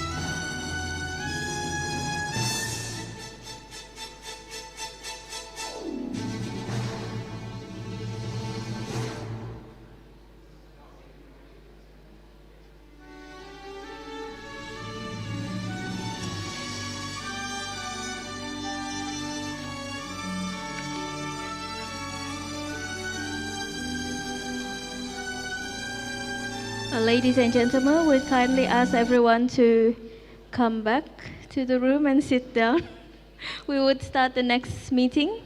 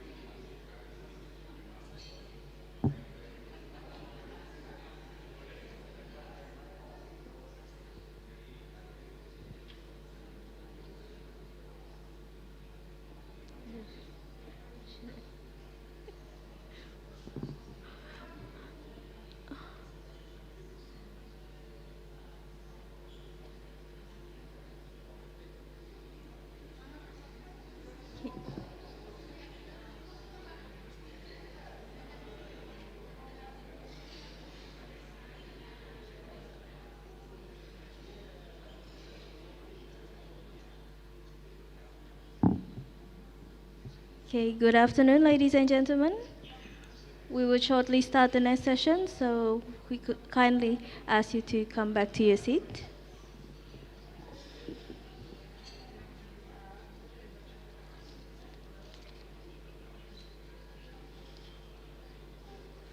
Okay.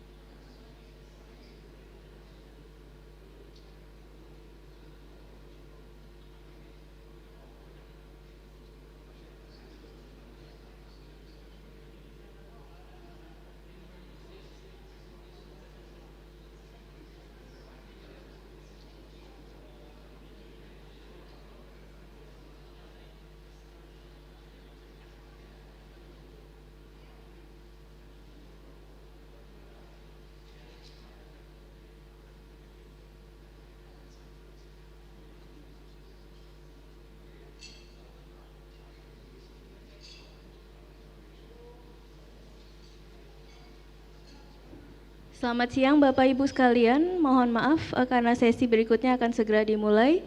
Kami mohon untuk segera kembali ke ruangan dan masih bisa sambil menyantap snack. Untuk makan siang nanti akan mundur, kami mohon maaf akan dimulai jam 1. Ya.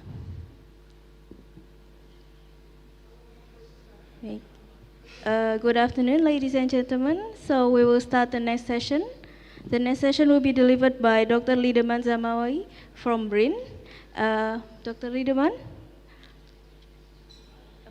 Okay, so yeah.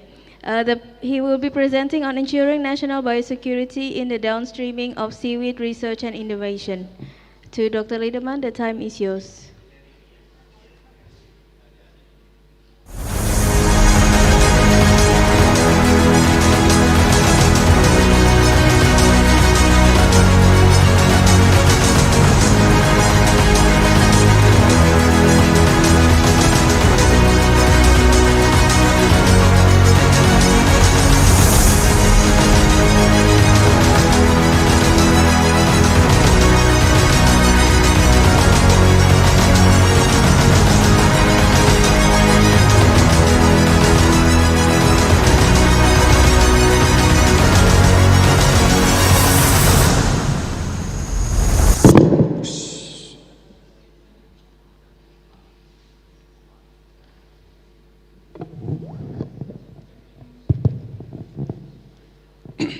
Ladies and gentlemen, thank you very much for the chance to have this speech. My name is Lideman from Research Center for Applied Biology, National Research and Innovation Agency, Republic of Indonesia.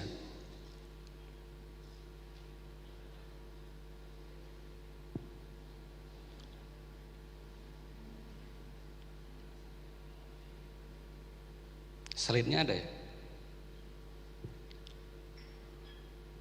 Ya.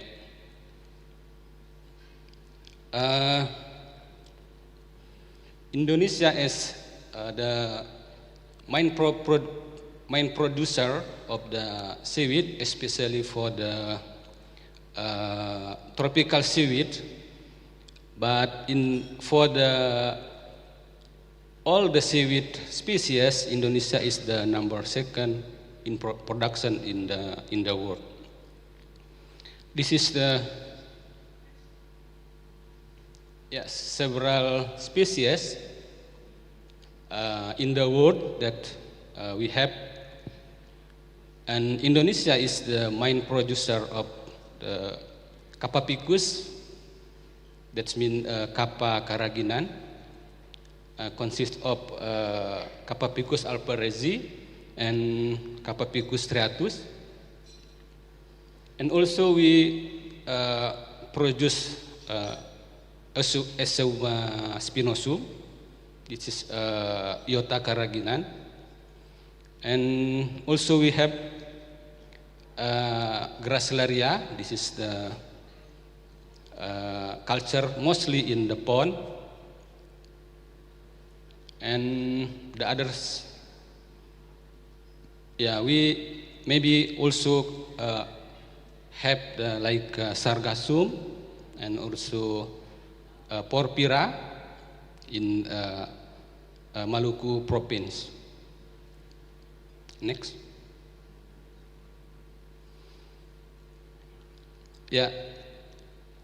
Downstreaming opens major economic value. We can see here when we have the dried only seaweed and we can increase the value added. For example, agar-agar become agar-agar or become refined carrageenan. And this biosecurity risk can threaten productivity and export. And biosecurity is essential for sustainable innovation in the seaweed industry. According to the FAO Biosecurity Toolkit, biosecurity is defined as the strategic and integrated approach to analyzing and managing relevant risks to human, animal, and plant life and health, along with the associated risks to the environment. And this is the several species that already cultured in Indonesia. We have, I said before, Kapapicus alvarezi. This is the, also we have Kapapicus striatus. We have also already culture ulva in Indonesia, and also culture Colerpa in small amount. And Gracilia ursu also we culture now. Gracilaria already we culture both in the sea and also in the pond. But most of the Gracilaria is cultured in the pond. Please, next slide. Next. The goals of this biosecurity is to protect seaweed genetic resources and productivity, and to ensure safe and sustainable supply chains, strengthen responsibility innovation from research and development to industry. And To achieve the biosecurity goals, several key steps must be implemented. At least we have three steps: strengthened national biosecurity system, secure reset to industrial linkage, and empower inclusive and sustainable innovation.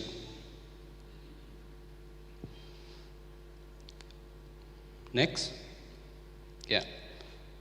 For the strengthened national biosecurity system, this is the we like to propose several activities like integrated seaweed biosecurity into national policy, consists of the embedded seaweed biosecurity as a core component of national aquaculture and marine resources regulation, establish unfeigned national framework covering breeding, farming, transport, and processing. And the second, standardized certified disease-free seed. We develop national seed health standard. We have like Indonesian national standard, and the second, create a certification scheme like Pak Director of Seaweed said we have CBIB for the certification, and promote distribution of certified seed to farmers to prevent disease outbreak, and implement national disease surveillance. Consists of established marine disease early warning system integrated with BRIN, KKP, and MMP and local government. Deploy routine monitoring in major seaweed producing region. Use digital platform for real-time reporting by research extension officer and farmer, and develop national seaweed disease map for policy and response planning. This is the Indonesian seaweed policy regulation and legislation that implement the biosecurity concept. This is the name of the policy regulation and legislation, and we describe the biosecurity key point. For example, in the Blue Economy Roadmap regulation, this biosecurity point is improving aquaculture practice to improve their sustainability and nature attributes, applying robust standard and certification scheme, and providing incentive scheme for sustainable practice. Based on our study, this regulation also we have identify the weakness and the strong point of this regulation.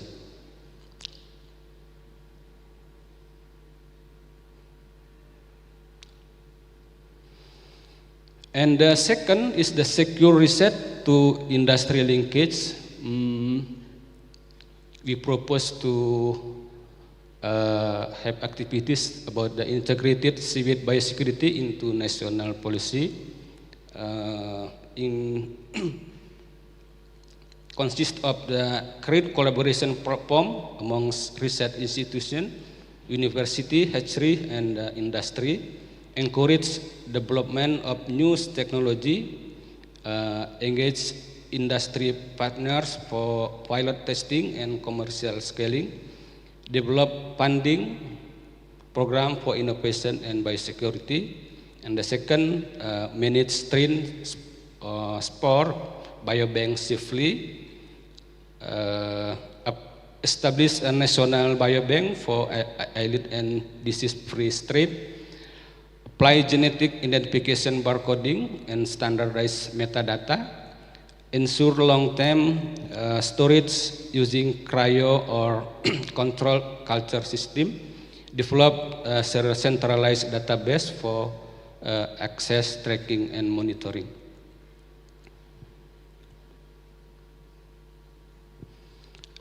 For the research collaboration,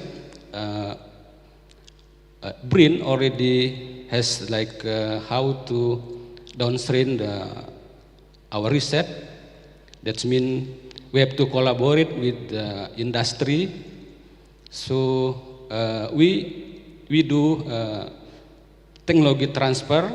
That is the process of sharing knowledge and expertise in science and technology between institution, organization, or individual, both domestically and international. So we have here like technology implement to the industry, something like that. We have also licensing agreement for collaboration with industry or company, something like that. And next.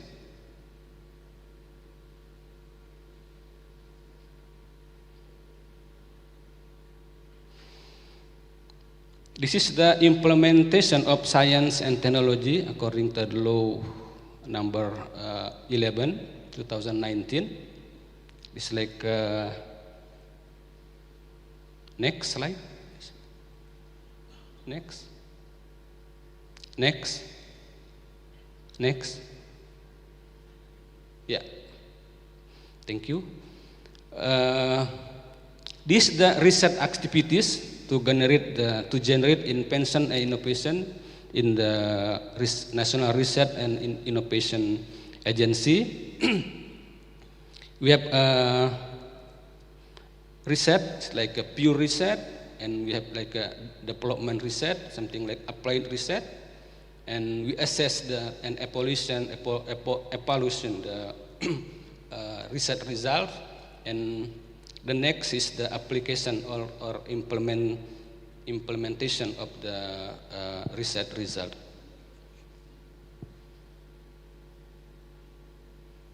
And this is the value of the date of innovation. So most of our research have problem when we want to make commercialization of the research. And this is the licensing collaboration process flow. And also, because of we have so many seaweed in our area. That means not protected area. That means we have several locations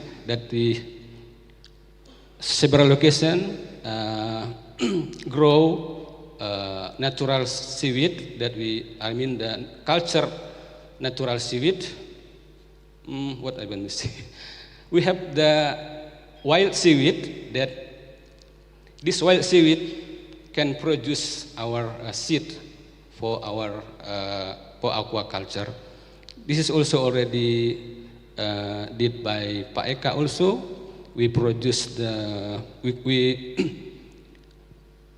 we survey, we collect the wild capapicus, then we try to release the spore, and the spore will grow, become the seed.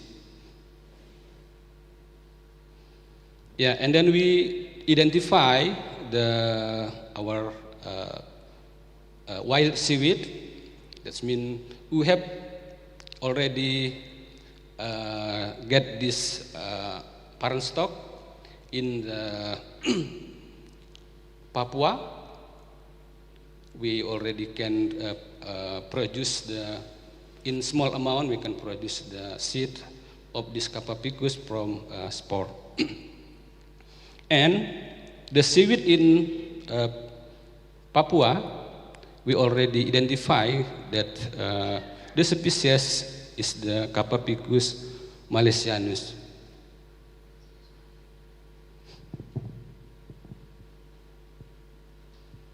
And also for the grasslaria, this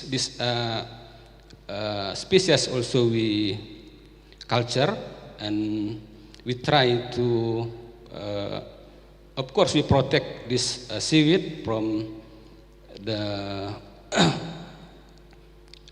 disappear.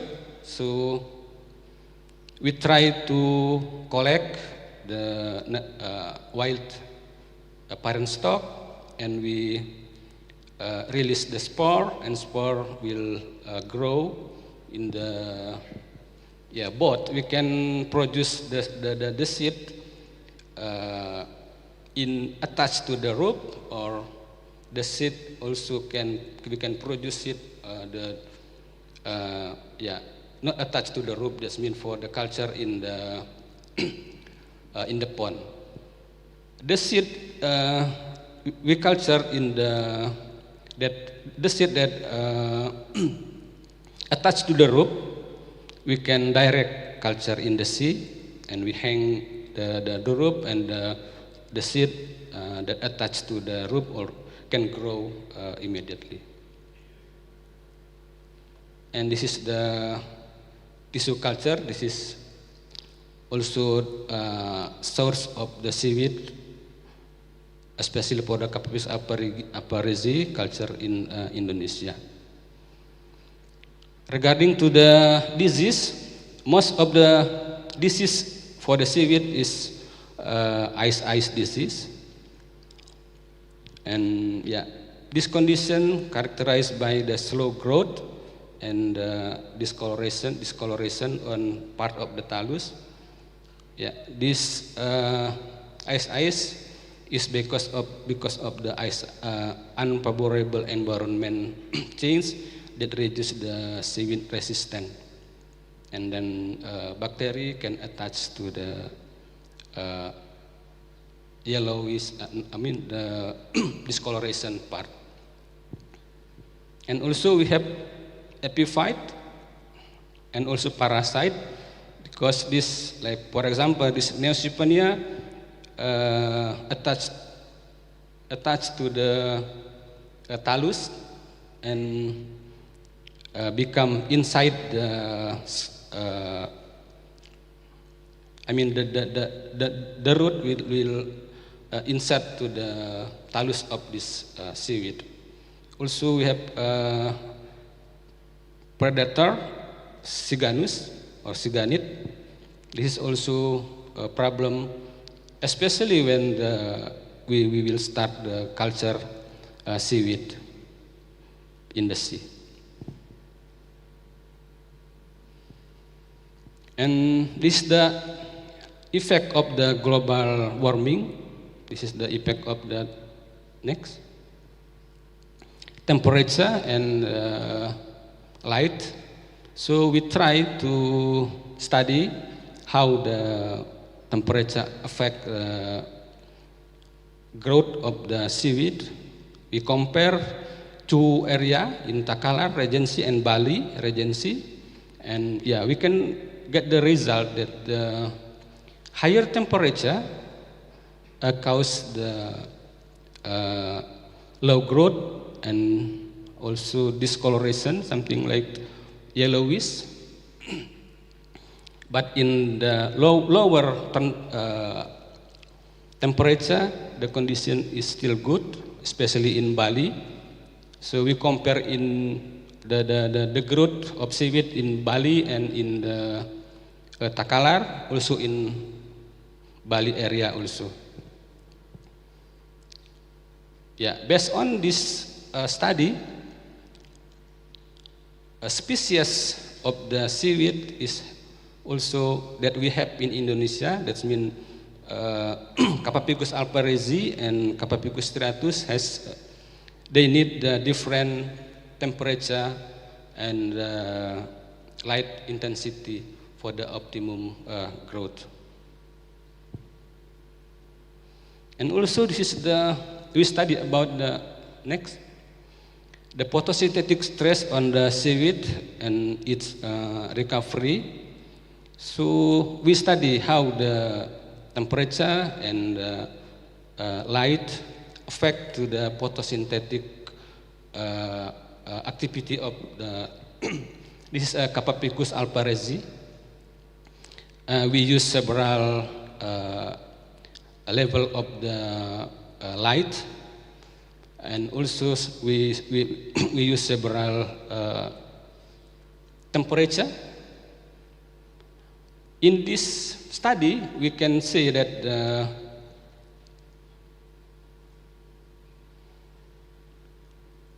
high temperature and high light intensity make our seaweed cannot have don't have the recovery for the photosynthetic activity. This is so in this our effective quantum yield for the photosynthetic activities.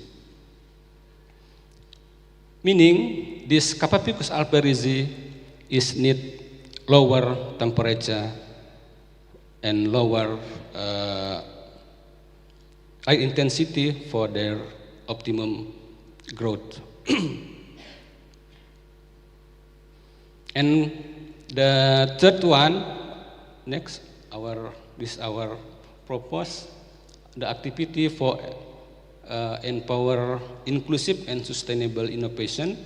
We build capacity for local farmers and transfer biosecurity technology to the community, support women and smallholder in the value chains, use biosecurity as a foundation for sustainability, strengthen Indonesia's global seaweed leaderships.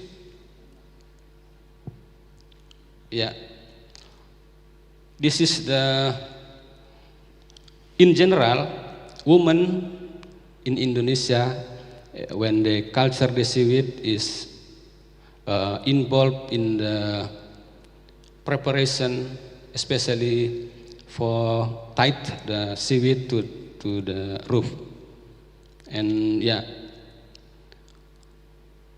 I think when we visit the farming area, the woman always, we can see that the woman always tied the seaweed to the rope. Is the next? Next.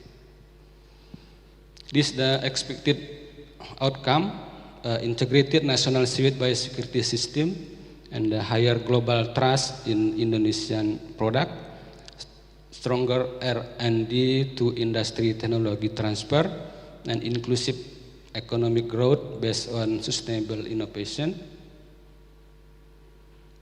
And this is like a key challenge for us.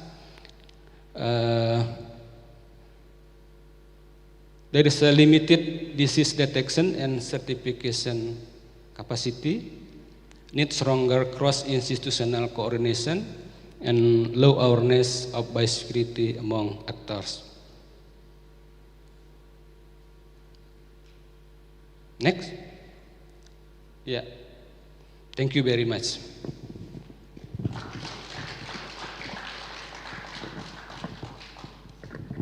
Thank you, Dr. Liederman, for the insightful presentation.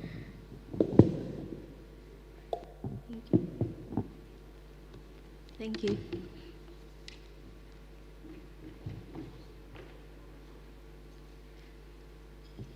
Okay, we would now like to move on to the interactive session, which will be facilitated by Dr. Bernadette Snow. Should I divide the groups?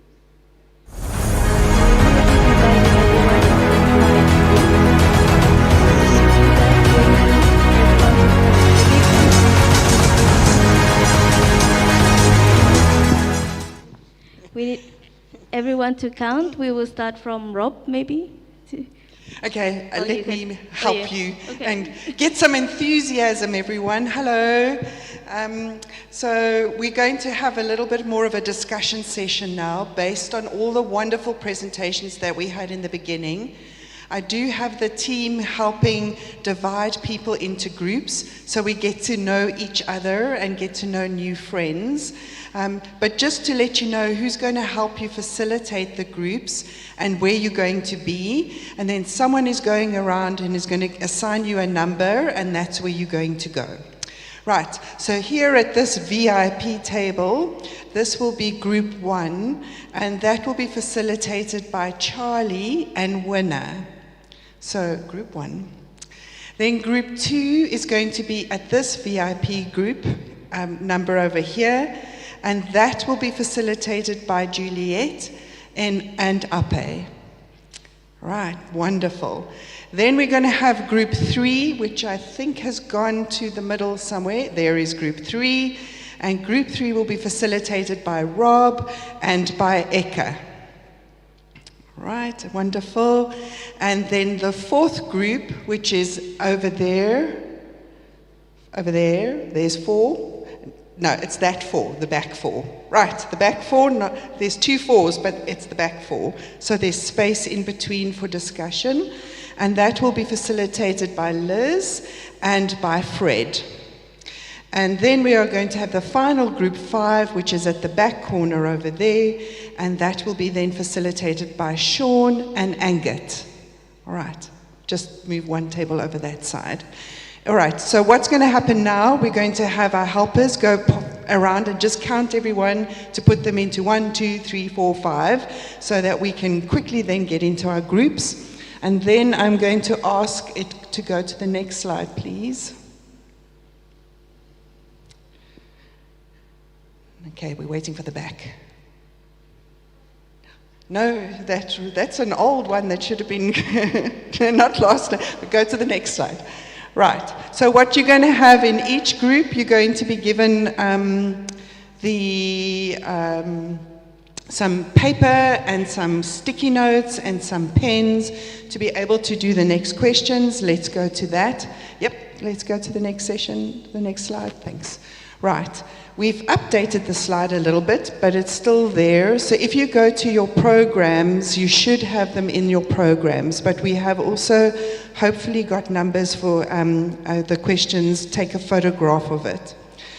So what we will ask you to do is, this morning you heard quite a lot about the policies, you heard about the frameworks, you heard about some of the legislation. So it's just to make sure we're all familiar with what's there and if there might be even any gaps. But we had really comprehensive presentations this morning about them. So maybe this is a way to test whether we were all listening to these. Then also to identify the key opportunities. So again, in terms of the enablers, the opportunities, there were discussions around what are some of the challenges, but also looking at some of the opportunities or enablers for implementing biosecurity. So you already have quite a lot of processes in place. And it's to list those. And if there's any gaps or any opportunities that you could think about that hasn't been thought of, please add them into your list. And then also, do you know of any tools and these at the different levels? So do you have things at scale? So today we heard a lot about what's happening at a national scale, but what is at maybe a provincial or a local scale? Focus on some of that. And then we also heard about a consultative process and a framework this morning. I remember I took a picture of it because I thought it was a very clearly set out in terms of how to engage, how it is important to engage with farmers, what is the importance of collaboration. So those are opportunities that you have or tools that you have that could be used in developing and strengthening your biosecurity. So that would be then the last question for you to answer. Is everyone happy? Let me move out the way. You can take a picture of it. And then we'll go get the right slides, which I'll have put up. All right. Is everyone happy? Has everyone been assigned a number? Has everyone got a number? Not yet. Okay, let me just do it, and hopefully I do it correctly, and I will remember in terms of there. No, Rob has got a group, that's group number 2, and Ekka's in a group. If I could ask you to maybe to go to group number 1. Right, 1, group 2, group 3, group 4, group 5. 5. No, you're going to go 5 now. You're a facilitator, yes. Okay, group 1, group 2, group 3, group 4, group 5. Okay, group 1, 2, 3, 4, 5. Okay. No facilitators. 1, 2, 3, 4, 5. 1, 2, 3, 4, 5. 1, 2, 3, 4, 5. Right. Has everyone got a group? Move to your tables. 1, 2, 3, 4, and 5 is over there.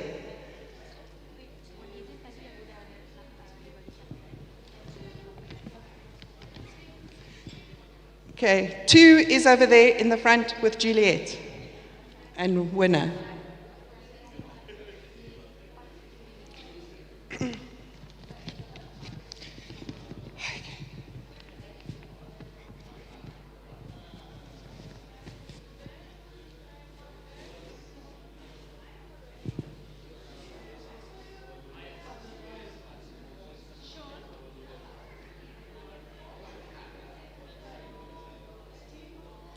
Right, we have to get moving, otherwise we're going to run out of time.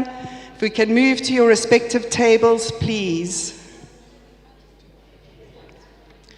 Right, just for the facilitators, we do have to stop at 1 o'clock for rest and lunch. 1 o'clock on the dot, please. We'll continue afterwards, but by 1 o'clock we need to be done. Right. Excellent. Has everyone got papers, stickies, pens? Wonderful.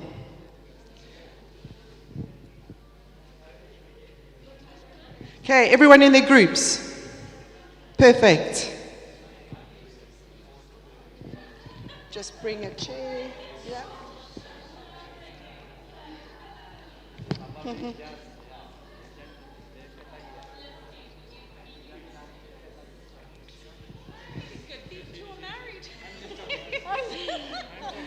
No. Yeah. Just happened that way. That's how the counting went.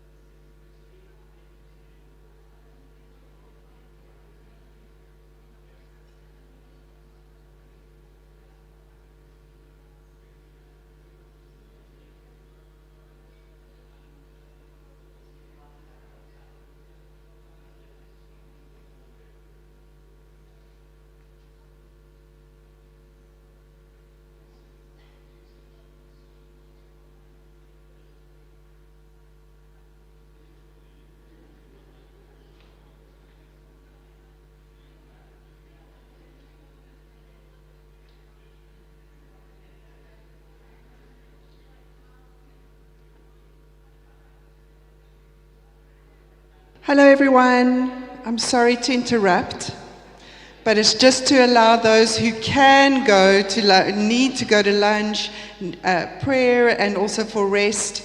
So can I ask everyone, it's lunchtime now until 2 o'clock. When you come back, can you go back into your group? We're not going to continue with the discussion. We're going to have a couple of talks, but then we're going to carry on working in our groups. So to save time, let's not move around. So have some lunch, enjoy a well-deserved rest, and come back at 2 o'clock on the dot to be in your groups. Thank you so much.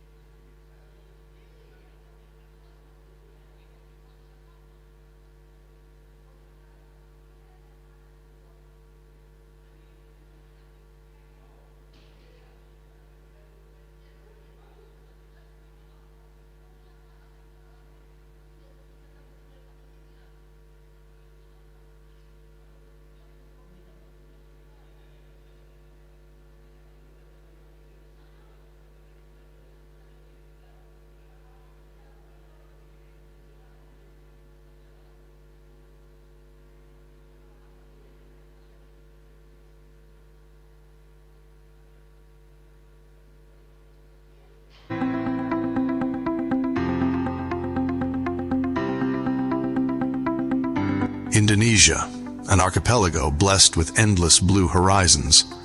Among its many marine treasures, seaweed stands as one of the most promising, a blue asset that supports our economy, our environment, and the future of coastal communities. Every day, along thousands of kilometers of coastline, seaweed farmers begin their work. With steady hands, they plant the seedlings. They harvest. They dry each strand under the tropical sun. Short pause. Their dedication forms the heartbeat of Indonesia's seaweed industry. But seaweed is more than a plant from the sea.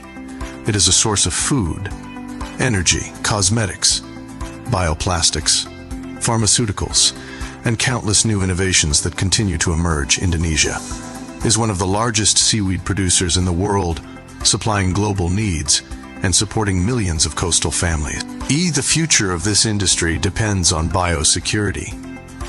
Our shared commitment to protect seaweed cultivation from diseases, pests, and environmental challenges. Pause. Through innovation, training, and collaboration, we strengthen a more resilient ecosystem. Because the future of seaweed is not only about how much we can produce, but about quality, health, and long-term sustainability. Supported by research and development from the University of Mataram, International Seaweed Center Indonesia continues to advance scientific knowledge and build technologies that elevate the nation's seaweed sector to the global stage. Seaweed is Indonesia's blue future. Together, we protect its sustainability and bring lasting benefits to communities, to the environment, and to the world. Indonesia's seaweed, resilient, clean, and sustainable.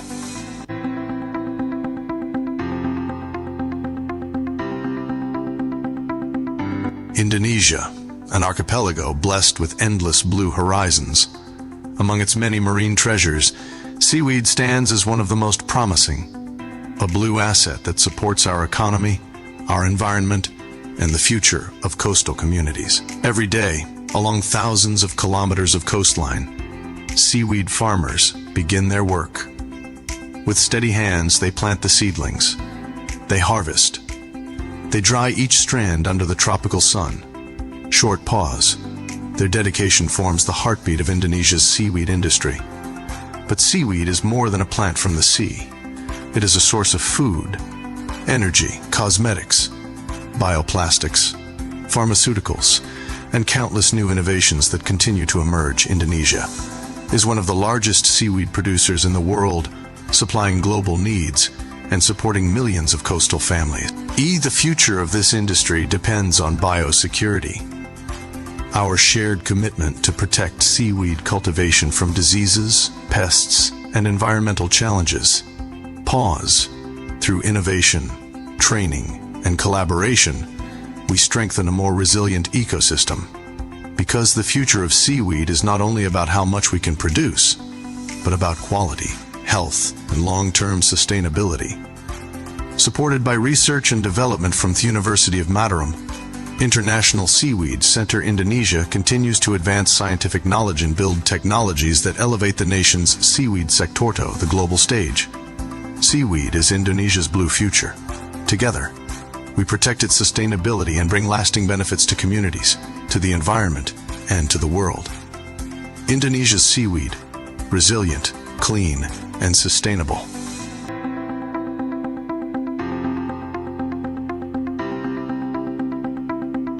Indonesia, an archipelago blessed with endless blue horizons. Among its many marine treasures, seaweed stands as one of the most promising, a blue asset that supports our economy, our environment, and the future of coastal communities. Every day, along thousands of kilometers of coastline, seaweed farmers begin their work. With steady hands, they plant the seedlings. They harvest. They dry each strand under the tropical sun. Short pause. Their dedication forms the heartbeat of Indonesia's seaweed industry. But seaweed is more than a plant from the sea.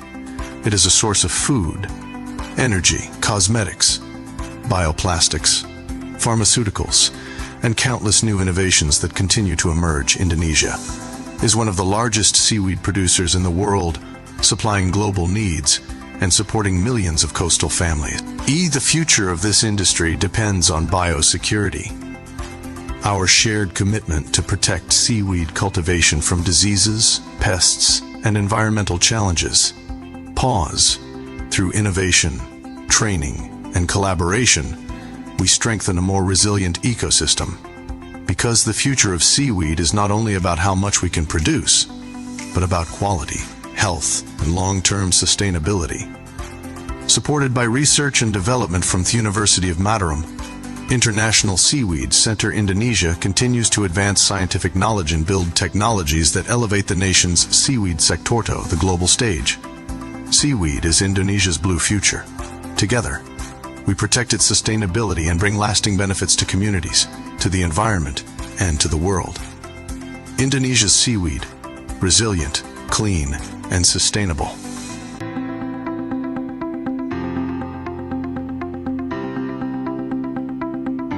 Indonesia, an archipelago blessed with endless blue horizons. Among its many marine treasures, seaweed stands as one of the most promising, a blue asset that supports our economy, our environment, and the future of coastal communities. Every day, along thousands of kilometers of coastline, seaweed farmers begin their work. With steady hands, they plant the seedlings. They harvest. They dry each strand under the tropical sun. Short pause. Their dedication forms the heartbeat of Indonesia's seaweed industry. But seaweed is more than a plant from the sea. It is a source of food, energy, cosmetics, bioplastics, pharmaceuticals, and countless new innovations that continue to emerge. Indonesia is one of the largest seaweed producers in the world, supplying global needs and supporting millions of coastal families. The future of this industry depends on biosecurity. Our shared commitment to protect seaweed cultivation from diseases, pests, and environmental challenges. Pause. Through innovation, training, and collaboration, we strengthen a more resilient ecosystem. Because the future of seaweed is not only about how much we can produce, but about quality, health, and long-term sustainability. Supported by research and development from the University of Mataram, International Seaweed Center Indonesia continues to advance scientific knowledge and build technologies that elevate the nation's seaweed sector to the global stage. Seaweed is Indonesia's blue future. Together, we protect its sustainability and bring lasting benefits to communities, to the environment, and to the world. Indonesia's seaweed, resilient, clean, and sustainable.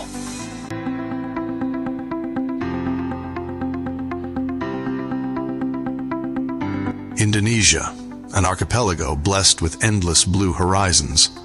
Among its many marine treasures, seaweed stands as one of the most promising, a blue asset that supports our economy, our environment, and the future of coastal communities. Every day, along thousands of kilometers of coastline, seaweed farmers begin their work.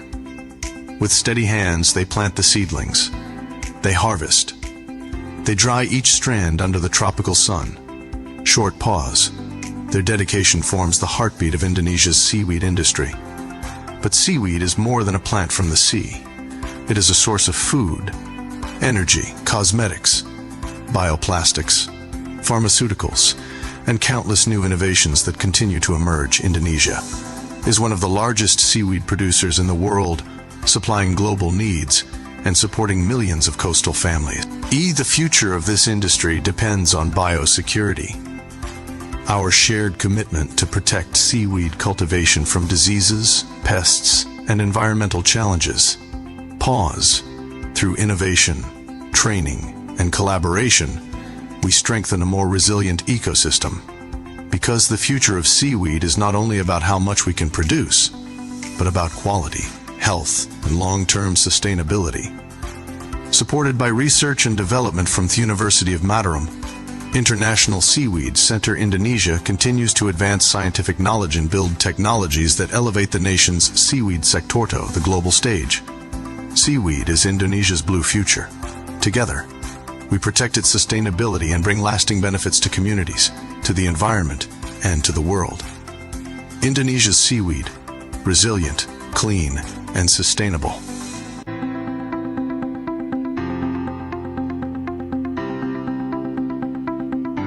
Indonesia, an archipelago blessed with endless blue horizons. Among its many marine treasures, seaweed stands as one of the most promising, a blue asset that supports our economy, our environment, and the future of coastal communities. Every day, along thousands of kilometers of coastline, seaweed farmers begin their work. With steady hands, they plant the seedlings. They harvest. They dry each strand under the tropical sun. Short pause. Their dedication forms the heartbeat of Indonesia's seaweed industry. But seaweed is more than a plant from the sea. It is a source of food, energy, cosmetics, bioplastics, pharmaceuticals, and countless new innovations that continue to emerge. Indonesia is one of the largest seaweed producers in the world, supplying global needs and supporting millions of coastal families. The future of this industry depends on biosecurity. Our shared commitment to protect seaweed cultivation from diseases, pests, and environmental challenges. Pause. Through innovation, training, and collaboration, we strengthen a more resilient ecosystem.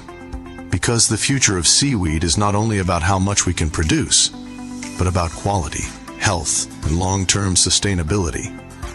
Supported by research and development from the University of Mataram, International Seaweed Center Indonesia continues to advance scientific knowledge and build technologies that elevate the nation's seaweed sector to the global stage. Seaweed is Indonesia's blue future. Together, we protect its sustainability and bring lasting benefits to communities, to the environment, and to the world.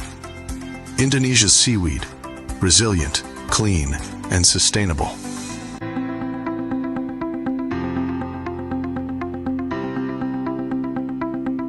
Indonesia, an archipelago blessed with endless blue horizons.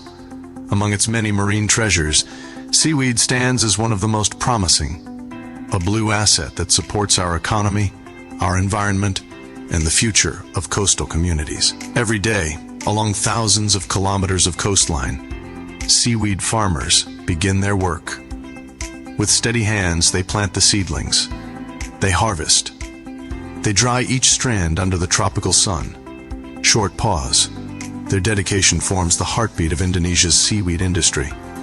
But seaweed is more than a plant from the sea. It is a source of food, energy, cosmetics, bioplastics, pharmaceuticals, and countless new innovations that continue to emerge. Indonesia is one of the largest seaweed producers in the world, supplying global needs and supporting millions of coastal families. The future of this industry depends on biosecurity. Our shared commitment to protect seaweed cultivation from diseases, pests, and environmental challenges. Pause. Through innovation, training, and collaboration, we strengthen a more resilient ecosystem. Because the future of seaweed is not only about how much we can produce, but about quality, health, and long-term sustainability. Supported by research and development from the University of Mataram, International Seaweed Center Indonesia continues to advance scientific knowledge and build technologies that elevate the nation's seaweed sector to the global stage. Seaweed is Indonesia's blue future. Together, we protect its sustainability and bring lasting benefits to communities, to the environment, and to the world. Indonesia's seaweed, resilient, clean, and sustainable.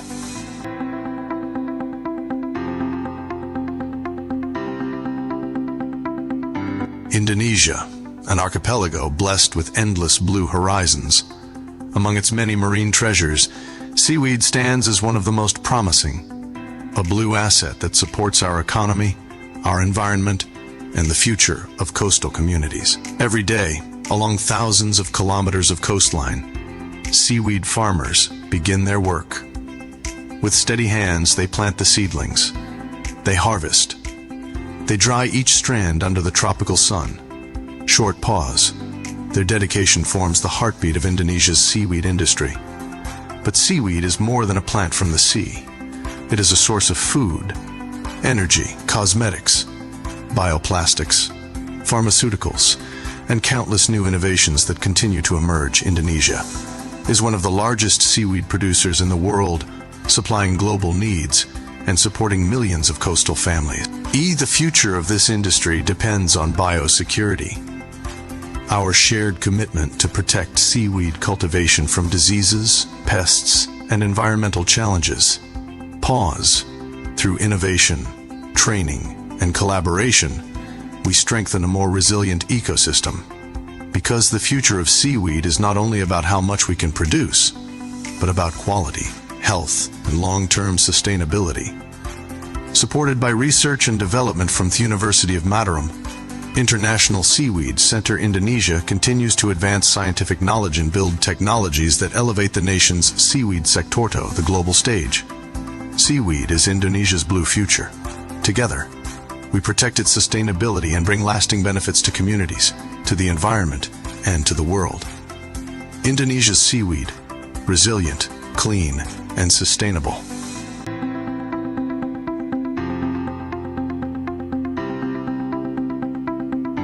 Indonesia, an archipelago blessed with endless blue horizons. Among its many marine treasures, seaweed stands as one of the most promising, a blue asset that supports our economy, our environment, and the future of coastal communities. Every day, along thousands of kilometers of coastline, seaweed farmers begin their work. With steady hands, they plant the seedlings. They harvest. They dry each strand under the tropical sun. Short pause. Their dedication forms the heartbeat of Indonesia's seaweed industry. But seaweed is more than a plant from the sea. It is a source of food, energy, cosmetics, bioplastics, pharmaceuticals, and countless new innovations that continue to emerge. Indonesia is one of the largest seaweed producers in the world, supplying global needs and supporting millions of coastal families. The future of this industry depends on biosecurity. Our shared commitment to protect seaweed cultivation from diseases, pests, and environmental challenges. Pause. Through innovation, training, and collaboration, we strengthen a more resilient ecosystem. Because the future of seaweed is not only about how much we can produce, but about quality, health, and long-term sustainability. Supported by research and development from the University of Mataram, International Seaweed Center Indonesia continues to advance scientific knowledge and build technologies that elevate the nation's seaweed sector to the global stage.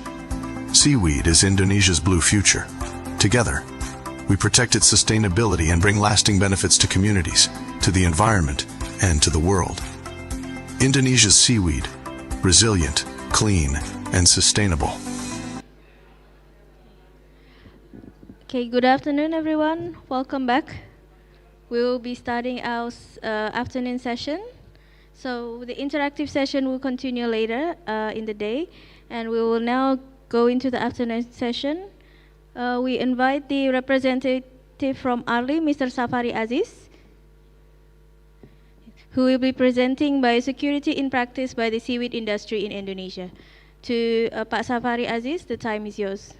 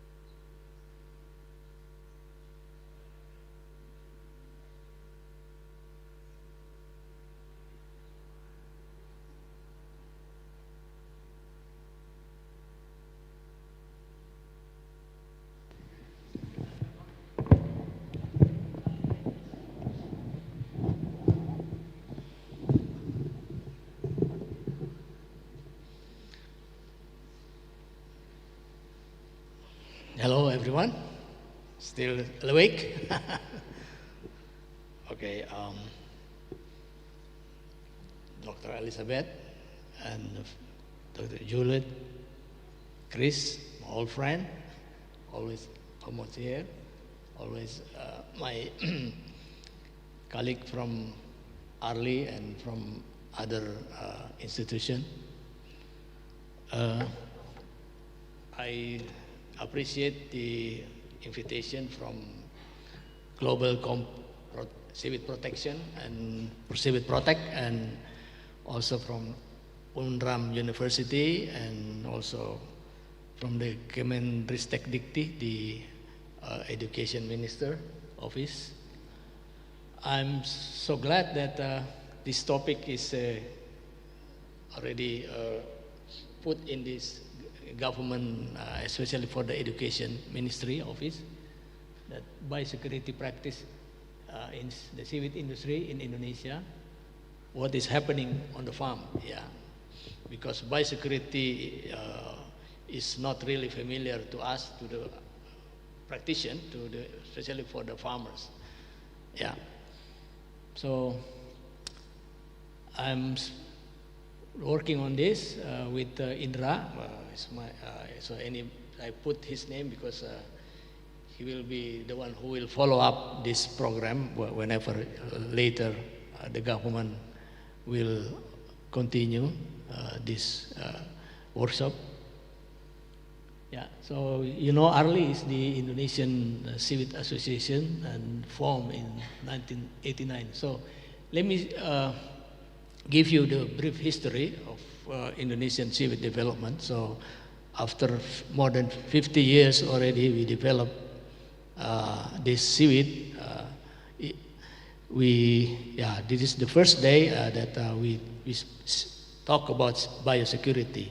Although we have many ways to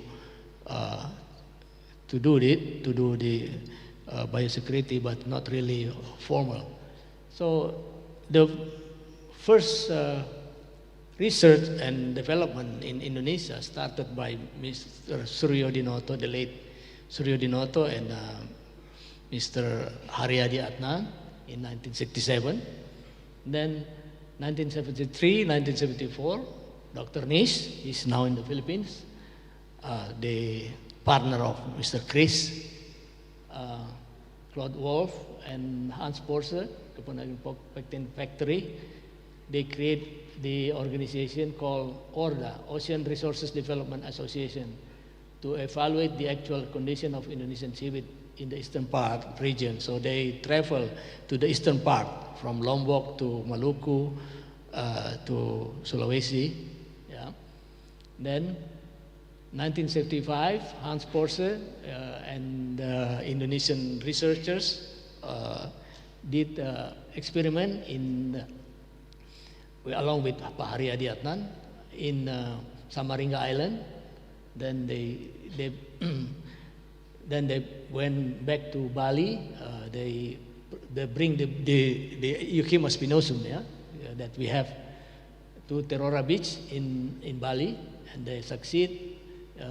This at the same time, Leroy Hollenbeck, a friend of also Chris, also from USA, also working on the study from Maluku also to Lombok, in Sumba.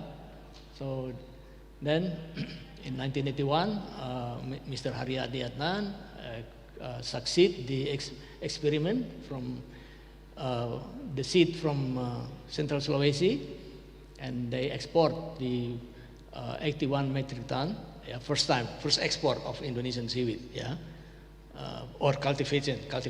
We used to export the wild harvest of seaweed. Then in 1984, Hans Porse from Cebu,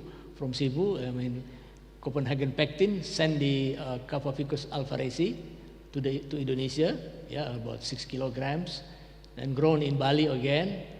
Then, from there, I myself in 1985 also transferred the seed to Makassar, South Sulawesi. Then from there, I shipped to Bhutan, to Papua with Mr. Lero Hollenbeck with FAO project in 1989. Then also we established the association. Then again, 1998, we also changed the name of association to ARLI. And then from there, seaweed development since 1990 already become national.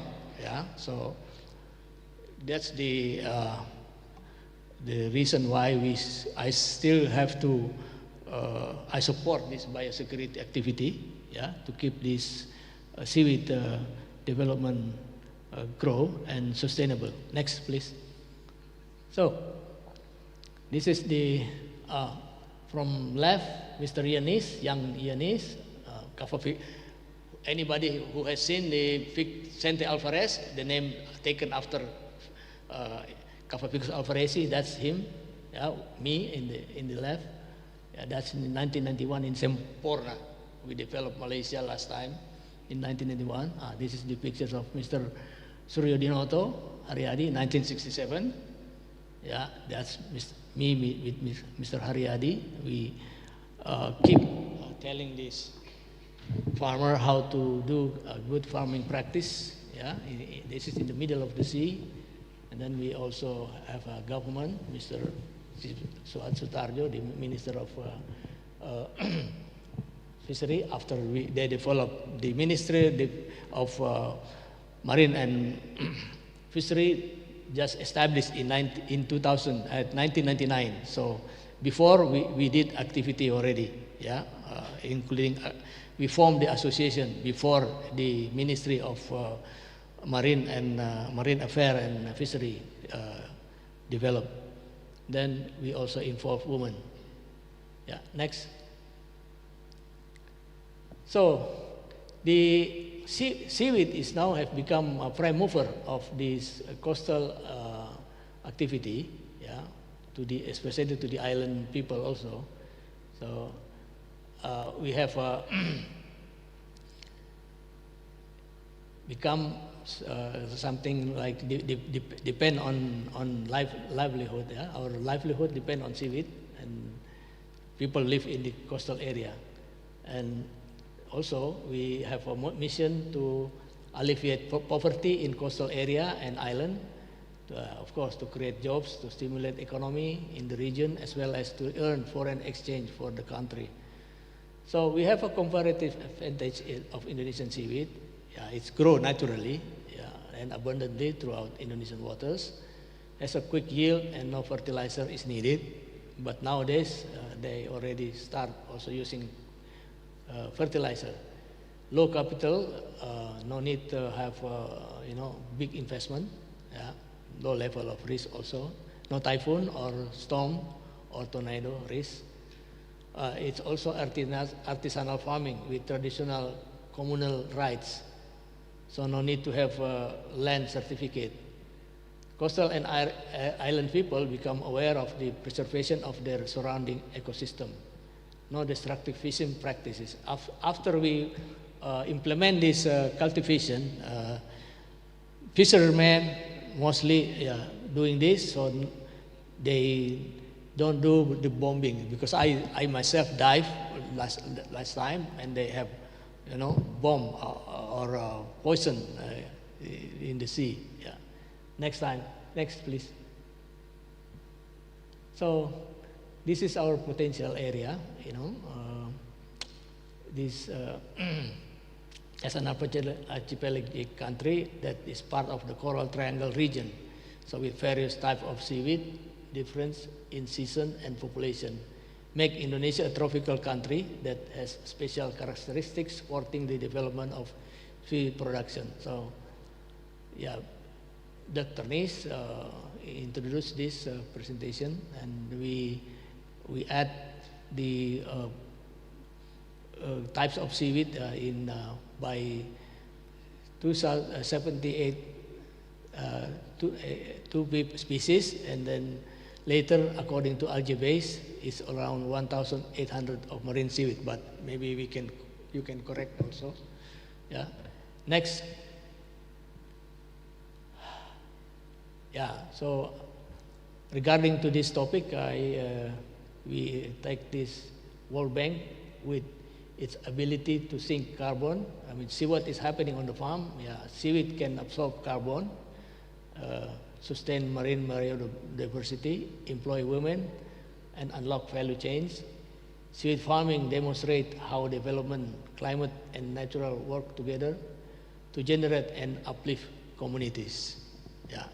So we start from here. Next. So, yeah, we need to know first, yeah, the seaweed that cultivated. We cultivate Gracilaria on the pond. We cultivate Alpharesi and Tambalang green and Alpharesi Tambalang brown and Echema dentiliculatum or spinosum and Sakol. So these are the 5 species that we are cultivating. Yeah. Next. Then also we have a small scale cultivation, Caulerpa and Aluminia. Yeah. Then we have Ulva, Codium and Gelidium, yeah, and Sargassum. These are the economical seaweed right now. Yeah, maybe in the future we need to do more taxonomy or research to develop more species that we can also work and sell. Yeah. Next, please. So, biosecurity in seaweed farming involves implementing measures to prevent and control the introduction and spread of pests and diseases, such as implementing strict hygiene protocol, controlling farm visitors and vehicles, and conducting regular monitoring. Yeah. So, effective biosecurity protects crop health, improve growth rates, increase economic benefits, and ensure the long-term sustainability of the industry by mitigating risks like ice syndrome and pest outbreak. As this ice already discussed with Dr. Elizabeth in Korea. Next, please. So our understanding, key principle and practice, hygiene and sanitation. Keep farm and storage zone clean and tidy to prevent the transfer of pathogens. Yeah. Visitor and vehicle control. Limit and manage who and what comes onto the farm to reduce the risk of contamination. So, in the farm, people can visit. Also, sometimes car or motorcycle just park in the end of this fish pond. So we also have to be aware.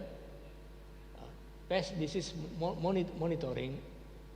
Also regularly inspect seaweed talus for sign of disease or pest, as then can significantly decrease crop quality and yield. And clean infrastructure, use clean tools, footwear, and hands to avoid introducing or spreading infection. Also proactive management, implement routine biosecurity measure to significantly decrease the incidence of disease and pests, which in turn improve growth rate and seaweed quality. So these are the measures that we need to work. Next, please.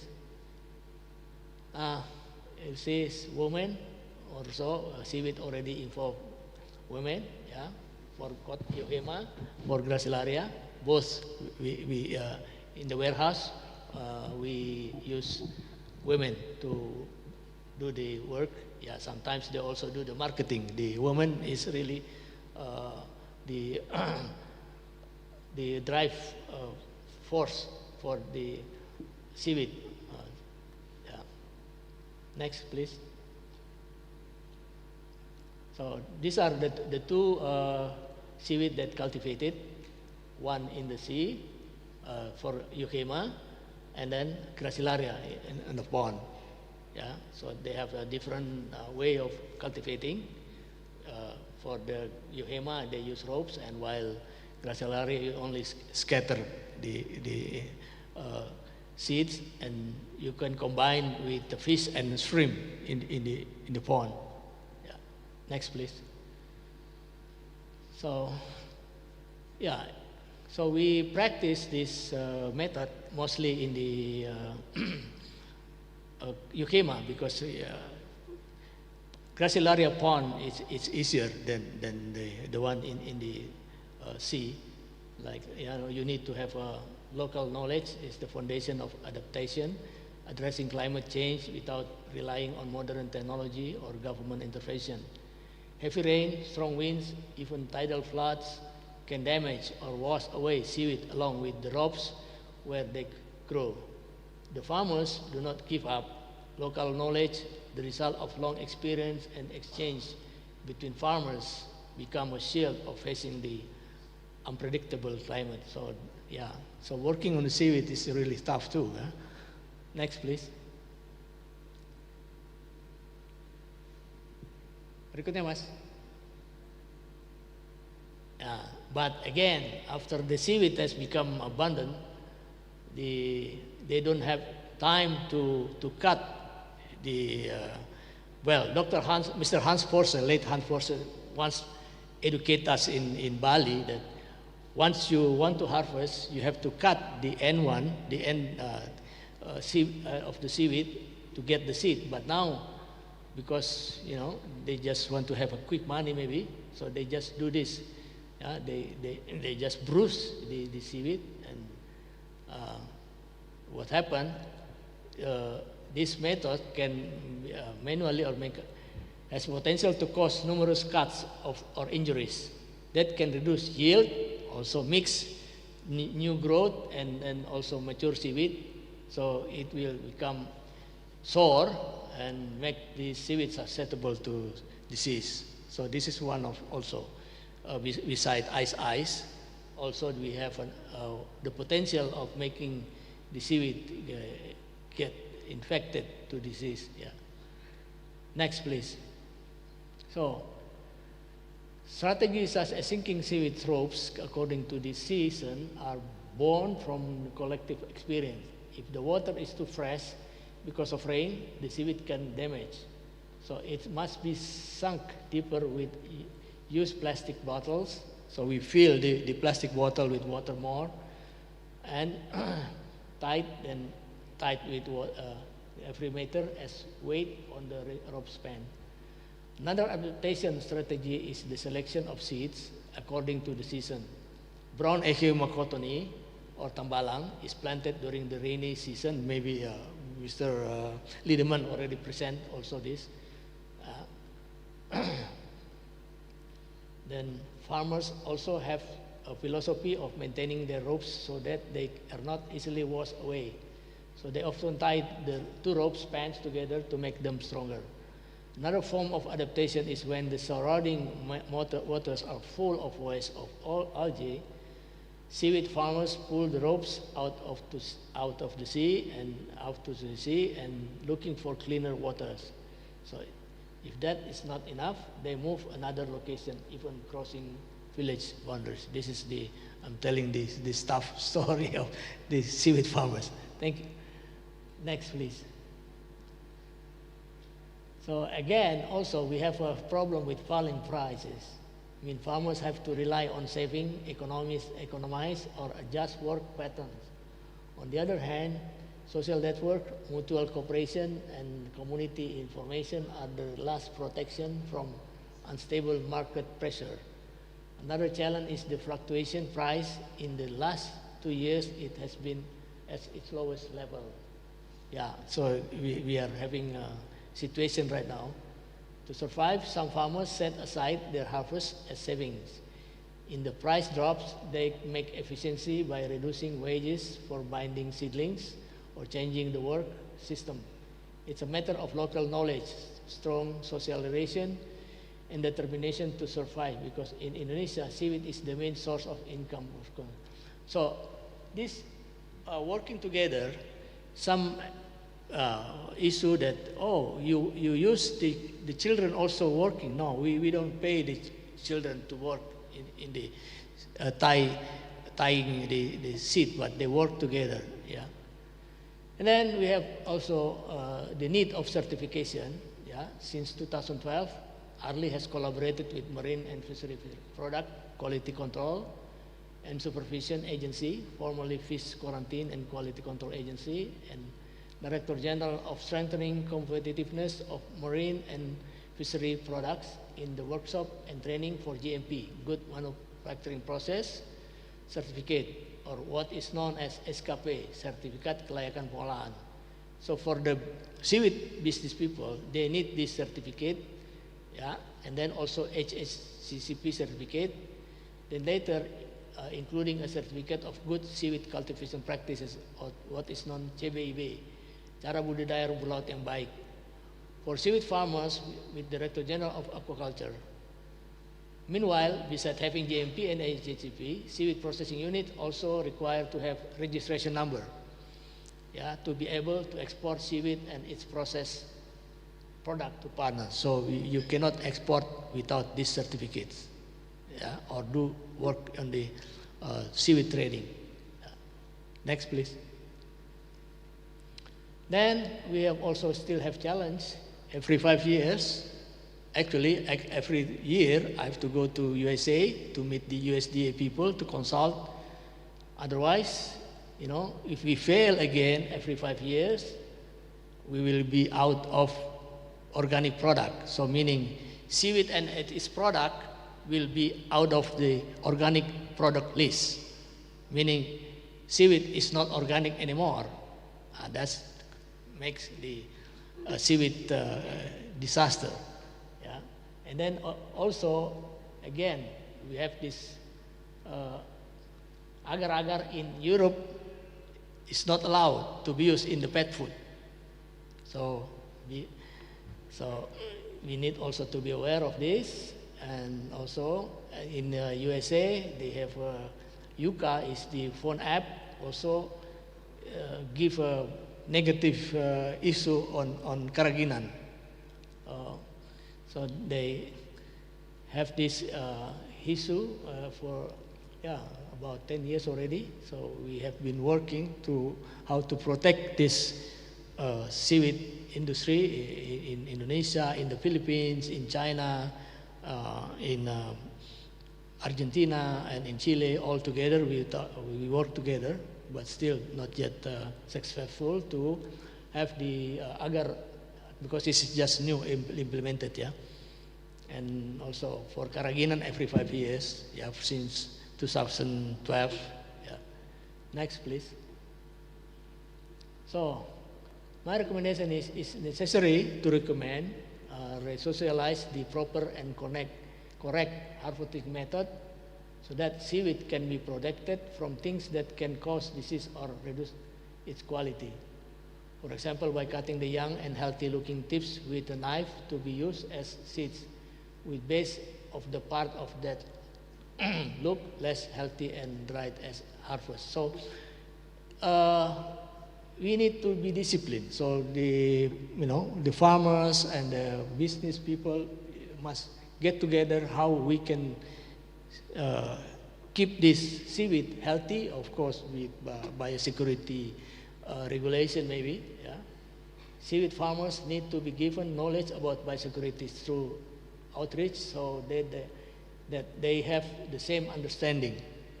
This will not only improve the quality and quantity of their harvest, but also ensure the sustainability of seaweed cultivation in Indonesia. Yeah, so we want to keep this activity going and sustainable. Yeah, we need this.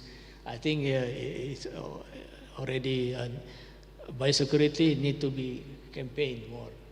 There is a need to differentiate between fish and animal origin and seaweed as non-animal origin, especially in naming the processing unit and export facility.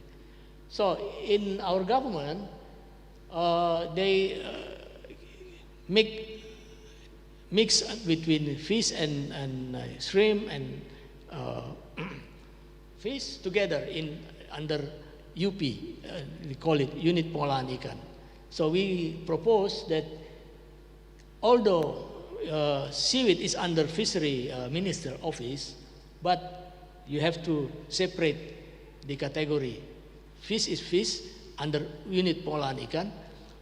Seaweed is under unit pengolahan rumput laut. So, because seaweed is aquatic plant, while shrimp is animal, aquatic animal. So this is also need to be changed. I guess that's my presentation. Is anybody need to answer question later? Thank you, Mr. Safari Aziz, for the presentation.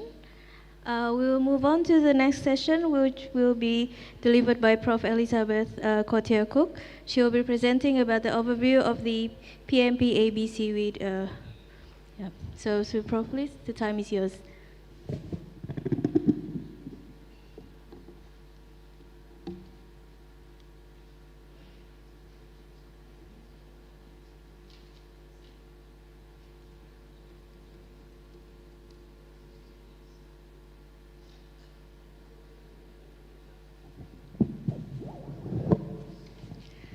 Well, thank you all. It's lovely to be here. It's wonderful to be back in Indonesia after 30 years. I was last here in my early 20s, so you can work out my age from there.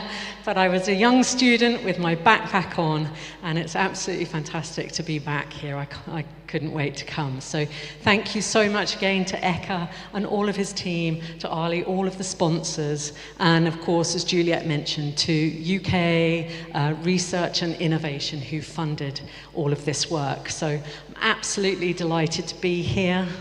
I'm from the Scottish Association for Marine Science, so based on the west coast of Scotland. So yeah, we seem to be working an awful lot out in Southeast Asia, and I couldn't imagine a better place to be working. So thank you. It's very cold and very dark at the moment back in Scotland. It's middle of winter, so I'm absolutely delighted, and I have lots of friends who are very envious and very jealous of me being out here with all of you at the moment. So it's wonderful. So as Juliet mentioned, we've been working together since 2017. We knew each other beforehand, but we've been working together since that date, really. And my specialism, I'm not a seaweed expert by training. I'm an interloper, I would say. But I have worked on invasive species, invasive marine species, and I did quite a lot of work on biosecurity, so preventing invasive species from coming to your country, coming into your industry, because I suspect a lot of you are aware that invasive species can then go on to cause not only environmental harm, but economic and health harm as well. So with my biosecurity hat on, I then moved into the seaweed world, and Juliet and everyone else has never let me go since, so I'm hopefully an adopted member of the seaweed team. But as part of the work that I've been doing on seaweed biosecurity, I learnt an awful lot about the amount of seaweed, the amount of crop that can be lost every year. And globally, we are probably looking at between 15 to 20% of the global tonnage of seaweed production, which is over 30 million tons, second only to finfish. So if you're thinking of between 15 and 20% loss, there we go. Sorry, thank you. If we're thinking about 15 to 20% loss of seaweed, I think one of the talks earlier said that you produce around 9.38 million tons here in Indonesia. So say around 10 million tons in 2024.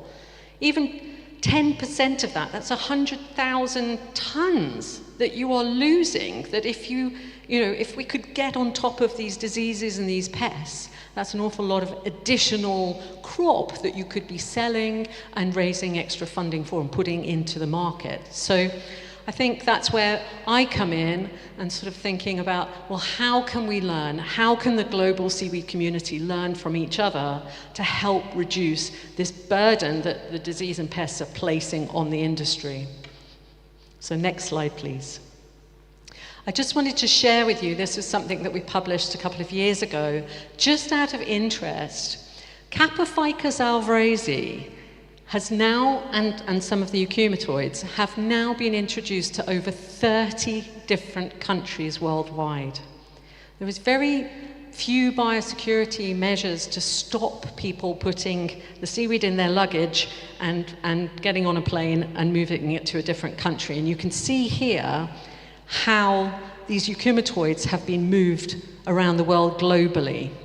But I'd also like to point out that when you move something, this is where my invasive species hat comes in. When you move something globally, when it first arrives, it seems to do very well. Settles in. There's not too many natural predators and enemies around that will feed on it or infect it. But after about 10 years, we were finding, after about 10 years, then you were starting to sort of see that the seaweeds weren't doing so well. And we were also seeing that not only the seaweeds were being introduced, but the associated pests and diseases, which were generally microscopic, were also being introduced and then going on to have a big impact on the industry. Next slide, please. So I won't dwell on this biosecurity concept. Safari has already introduced this very well, and other speakers this morning, but it is just about trying to prevent the introduction and then subsequent spread of pests and diseases. And this just gives you an idea of some of the pests and diseases we have to deal with in Europe as well on our temperate kelp species. Next slide, please. So back in 2016, this is where the seaweed biosecurity concept was first introduced. I got together with a whole range of experts globally, and we produced this policy brief that was disseminated through the United Nations University. And from that, we came up with 8 recommendations. And as you can see, going back to this date, almost, 8 years ago now, it was all about trying to make people realize that focusing and developing their biosecurity programs and strategies was a key part of the jigsaw puzzle to help improve and safeguard the seaweed industry. So please feel free to go and have a look. Oh, sorry, next slide. And then again. Again. Shame the clicker. And again. Right, we're up to speed now. Okay, next slide. So as part of the work that I was doing at Global Seaweed Star, a precursor to this project, I gave a talk, and a wonderful lady called Melba Renazzo Bondad came and approached me. She was from FAO. She's the lady in yellow and black at the front of that photo. She approached me, and she was working with national governments around the world to develop something called a progressive management pathway for aquaculture biosecurity. And she invited me to a meeting in Paris because she said, Liz, we have not thought about including seaweeds. She was head of the aquaculture unit for FAO at the time. She retired last year. And she said, I think we've made an awful mistake here. I just hadn't realized how many seaweeds, what the tonnage of seaweeds and how much seaweed was produced each year. I really think it should be incorporated in this new initiative that I am leading. So I went along and I spoke to the group, and sure enough, we got seaweeds into this document, into this new initiative. So only over 80 representatives contributed to this. So I'm not sure whether anyone in this room was there contributing to that process, but I am sure that there was someone from Indonesia. I'll have to go back and look at my notes. So it stemmed from a previous management pathway which was developed for foot and mouth disease. So this was sort of broadening it to aquaculture. And this is where, next slide. So this is where the PMP for aquaculture came in. Key aims being reduce burden of disease, improve health of the crop, minimize global spread of disease, optimize all your benefits for socio and economic benefits, attract extra investment opportunities. This was a real key one that a lot of the members were very interested in, because if you can prove that you have a healthy crop that is not does not have the potential for furthering the spread of pests and diseases, then you can trade with your partners. You can trade with different islands, you can trade with different countries, and this was very appealing to a lot of the partners. And of course, achieving these One Health goals. So as I say, to begin with, they were just thinking of the environment, humans, and animal, and we managed to get plant health included as well in this initiative. Next slide, please. So the PMP has 4 key stages, starting off at identifying your risks, producing a biosecurity management plan, putting those plans into place, enhancing them, learning from the mistakes, and then by 4 you have a sustainable biosecurity and health management system in place. So all through those 4 stages, and interestingly, from the talks that I've heard this morning, you are so far ahead of many other countries in this region. And we have now been to the Philippines, Malaysia, Thailand, and now to Indonesia, and you are way ahead in your biosecurity planning. So please feel free to give yourselves a pat on the back.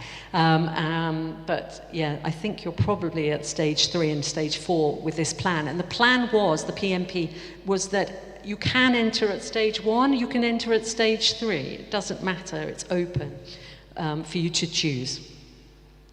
So as part of the PMP, a guidance document was also written. It came out in 2023, and the guidance document is, next slide. The guidance document is there, and it gives you a complete rationale, the mission.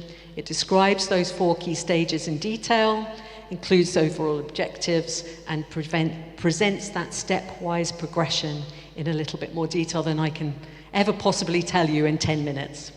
Next slide. Online, there is also a certified e-learning course. It takes about 2.5 hours to complete. You get a certificate at the end of it, so please do take a look at that, or share it with your colleagues, your extension officers, anyone, we've been having different BRIN officers in various places around the country. So maybe this is something that would be valuable for yourselves to take a look at. But what we found, next slide please, what we found was, it was quite interesting that that PMP was for the entirety of the aquaculture industry, for fish, for shrimp, for crabs, and then for seaweed. But as Safari was clearly sort of pointing out, he was saying you've got the fish and you've got the non-fish. And a lot of what is suitable for fish is not going to fit seaweed. So we then decided, okay, well, let's see if we can tailor the PMP for seaweed and make it. So we did, in collaboration with a whole heap of people, and it was published in 2022. So again, it goes through the 4 stages. It fits with the wider PMP program, but it gives a little bit more detail for which you could follow. So next slide, please. And this just gives you a little bit more detail within each of those steps, and each of those stages of what you would need to create. So just for example, if you were entering into stage 1, it's talking about the creation of a seaweed task force. Well, it may be that you already have something like that already within your country that you can base this process on if you did want to follow it. Then, identification of seaweed species, well, you have that already. Identification of seaweed diseases and pests, you have that. Do you have a national target list, though, in Indonesia? Do you have a target list of those diseases and what causes them? It's maybe something to think about, because that is something that they have in the animal sort of shrimp sector, as it were. Next, maybe producing a national biosecurity plan. The second stage then would be developing that plan further, and I think you already have a lot of this in place. You have your legal frameworks in place. There is a surveillance program. I noticed maybe you don't have so much of a surveillance program. I know that Safari, I know you were saying that and others were saying that there is a reporting process in place. But who does that feed up to? And is anything done at a broader national level when there is a disease like an ice occurrence in Java? Is there an alert system in place that then informs other farmers in the area or other farmers around the island, just to be a bit more on the alert for it? So that surveillance program, it'd be interesting. We'll talk later. So next slide, please. Oh, back one. Sorry, that's it. So you also have stage 3 and stage 4. So stage 3 is when you've got more contingency planning, more further surveillance, and a reporting and traceability program, which I think you have to in some, and then how do those reports get assimilated? And then 4th is where you have your sustainable seaweed health management system in place.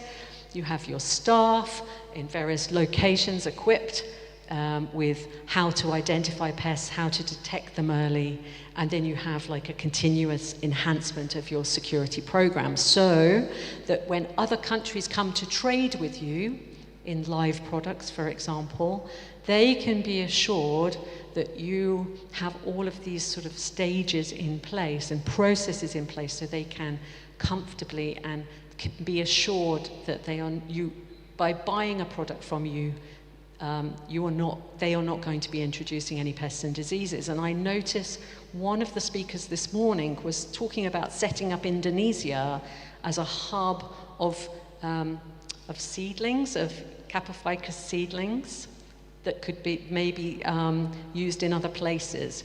Now, all I can say is with my invasive species hat on, maybe set yourselves up potentially as a hub of learning and a hub of training so the different countries can use their own local varieties of Capophycus rather than moving that Capophycus around too much. Okay, next slide.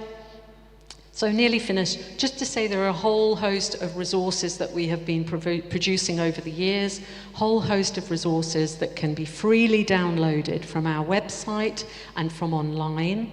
And just also to say that the PMP is also being trialled and used in Chile with the salmon industry, and in UAE with the shrimp industry, and then there are others through the NACA and FAO. They are promoting the use of this PMP. I'd like to say, though, it doesn't mean to say that you have to implement this by any means. You can maybe take different sections from it and fit it into your own practices and your own national strategies. So this is just providing you with a framework that could be adapted, or that it is absolutely possible for it to be adapted to your own situation here in Indonesia. Next slide, please. So just some key take-home messages. There's no way we are ever going to stop diseases and pests from occurring on the farm. But if you can reduce that 20% to 10%, to 5%, just think of the extra production and the extra value that you can bring into your industry. This PMP provides you with a framework to enhance your seaweed health. It is no means that you have to follow every word, but it is something that could help you just think a little bit more about what practices you do have and how they can be brought together to enable you then to be able to trade further afield and with other countries globally that you may not have been trading with up until now. Another key message is we've found that it's really important to include seaweed specifically in policies and legislation, which you are doing, absolutely. This is not happening in other countries, far from it. So absolutely, it's great to see that. And then finally, again, just to reiterate, there are lots of free resources online. If you can't find them for any reason, or you read them and there's something you don't quite understand, please do email me. Please get in touch with Eka. No, please do email me, and I'm more than happy to help. Our project is ongoing until February 2028. So the plan is we will be around to help in any way we can with you potentially implementing this or developing it further. So, Tara Makasi. Thank you. Thank you. Yeah. All of these wonderful people have been involved in our work over the last 10 years, and they've all fed into these ideas. So maybe you recognize a few of these people. Thank you. Thank you so much, Prof. Liz, for the presentation.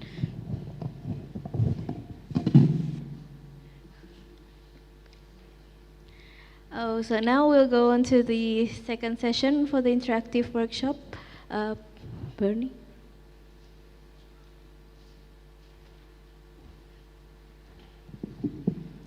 Hello, everyone. It's me again. Could I ask that everyone just stand up? Just stand up. In your space, don't have to move, don't leave the room. Everyone just stand up and stretch. Just stretch and take a deep breath. I think it's really important to do that after listening to such great talks and also having such amazing food. It was really good food, but I can feel I'm getting lazy from all the good food. So it's time to stand up, and we've had some good talks. Right. We're going to move into the next interactive session. Actually, I need to thank the previous speakers. Both of them have given such wonderful insights, but we're catching up on time. Can you believe it? We're catching up on time. I never thought we would. So we're doing an excellent job. Right. You may sit down. You feel better. Good. You've moved. Can you move back into your groups again, please? So those who've decided to sit somewhere else, go back to your groups. I know some groups are smaller, but yes. The two gentlemen at the back, maybe you want to join that group over there that's really diminished in size. Yes, follow Angus and Sean, who's still standing. Right, so in this session, we're going to talk a little bit more about the task team or the task force. So this morning as well, from your Director General, you heard very clearly that there will be a task force. You also heard very clearly who would be the leadership within that task force. We've also been listening since this morning and now what the process would be and how the task force can help streamline biosecurity. You've also heard how you already have, and in your previous session you were outlining it. What do you have? You have policies, you have legislation, you have frameworks already in place for biosecurity. You're quite far ahead in the biosecurity phases. What we're going to focus on now is what you did in session 1, all of this information, which has been a lot that we've gotten up until now, we're going to put into a little bit of a planning practice session. So the first question that is there, you already identified key stakeholders, but this now is really to focus who are the key stakeholders that you may have missed that are really important for the task force. Then question 2, we already know who the lead agency will be. This we have shared already this morning through your Director General. But how would people be invited into, and what role would they play on this task force? And then spend more of your time on question 3, because I think we've already spoken quite a lot about question 1 and 2, but focus on question 3. And what would this task force do? So what would the main tasks be? So in some of the countries, they've called it terms of reference, which I think is something you're also familiar with. So what would the terms of reference be? What would the first steps be? What would they need to maybe do and to constitute and bring this task force together? So what are these activities you think the task force can really play in their role of biosecurity? Does that make sense? Good. So you have an hour to do this. So you can actually wrap up some of the things from this first session if you need to, but make sure it links to this component here, and the facilitators will run with that. And then we will have an hour to do this and a feedback session. Please do make sure that a person in each group is prepared to come and give some feedback at the end. So select one person. It may not be either of the facilitators. It has to be someone in the group who is willing to come and sit on stage and help me with a facilitated feedback session. All right? You ready? Go, it's exciting. Let's do it. Yay!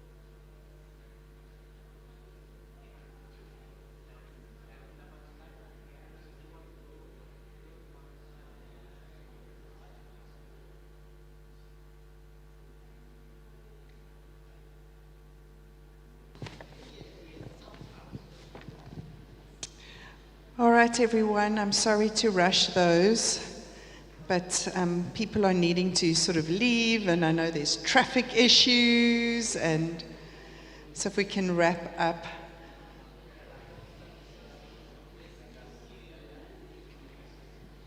Can I ask the presenters or the representative for each group to come up to the stage, please?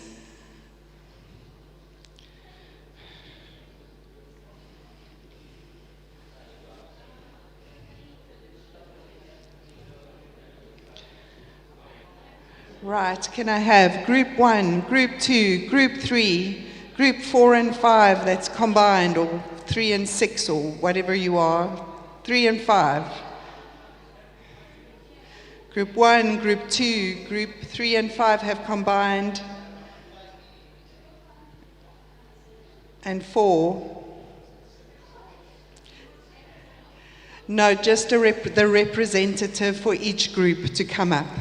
So remember, I asked the representative of each group to come up. There's one group that might end up with 2, but if we can have a representative. Good, good, good. You can just have them here in front with you. I've scanned them in.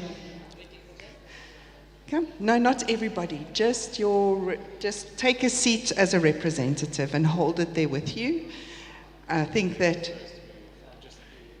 you're just the carrier. Cool. Right. There's too many to put up, and some don't have. So the group that's got their goodies, well done. Take a seat. Right, I have a representative from that group. I still need another representative.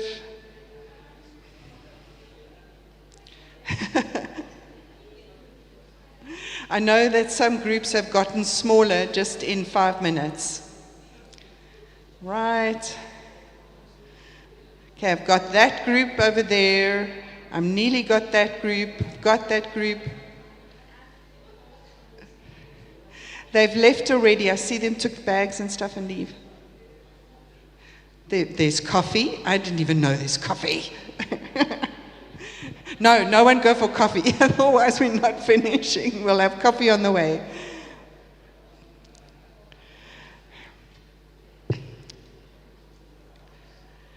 All right, Liz, it's your group was so enthusiastic, and now we don't have a rep.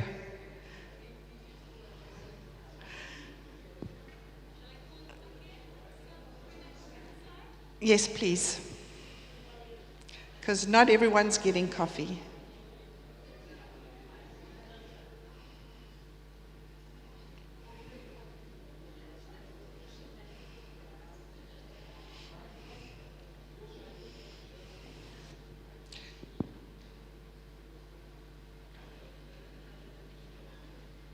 Okay, I'm still waiting for one group.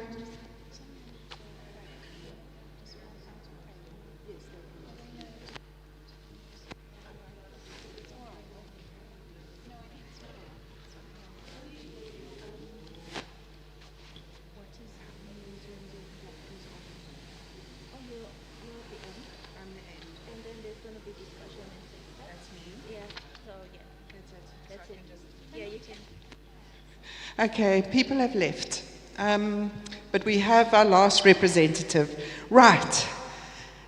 For those of you who do need to leave, please feel free to do so. I know some people have other things they need to get to.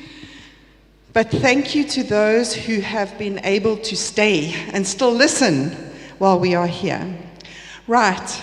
So no one is going to be able to read all the beautiful things that everyone has done going through. I'm not going to ask every group to present on everything because there will be similarities. So what I'm going to ask is, if I'm going to ask this group over here just to talk about session 1, just give a little bit of overview.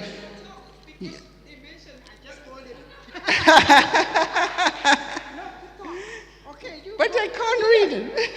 No, I don't want to talk. I don't want to present. Isma, come in here. Right. Okay, they pulled you in and now you are...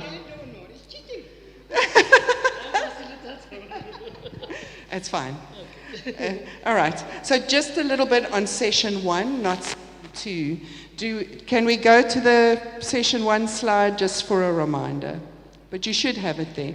But you don't have to do it blow by, just like give an overview. Not go like one by one by one. Just give a flavor.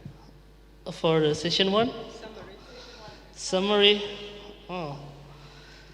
So we already write down everything. So who will be responsible for aquaculture? The first one will be Ministry of Marine Affairs and Fisheries, which is called KKP. And we also have university, including University of Mataram. And then also have National Research and Innovation Agency, or BRIN.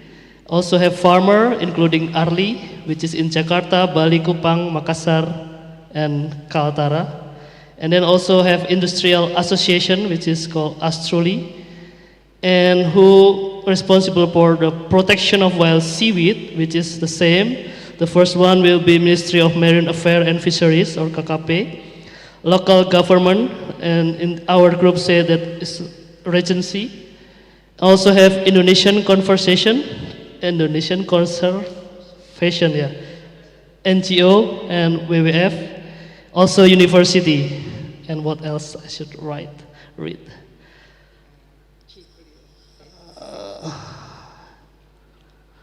I forgot the question number 2.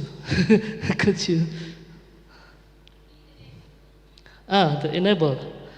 So here we need to implementation. And then you can you tell us the session 1? The question. This is the question. Sorry. Yeah. Okay. Number 2. What are the existing local, regional, and national biosecurity-related policies, legislation, and guidelines in Indonesia? Then the answer is coordination. We need also implementation of the regulation. For the third, what are the key benefits for enhancing seaweed biosecurity? The first one will be improving the quality of seaweed production. Also include food safety from contamination, microplastic, metal. And the fourth, what are the potential challenges in introducing additional biosecurity measures in the seaweed industry in Indonesia? The first one will be have a good practice for aquaculture, but not for seaweed. Then we need to also ecosystem approach, no implementation. Then we need good practice, but we still have no action. And the third will be have a climate change, such as El Nino and other climate change factor. Also have monitoring and improvement. And then we need also to think about we should know the resources, quality, technology and management, social, which is include to human, economy, stakeholder, governance, and also we need to also monitoring system, habitat monitoring system. And the fifth, who would you consult with to ensure effective communication regarding any changes in the biosecurity related legislation, policies and guidelines? Will be same KKP, which is Ministry of Marine Affairs and Fisheries, local government including Regency, Indonesian Conservation, NGO, and also universities. It's enough for us, from us. Thank you.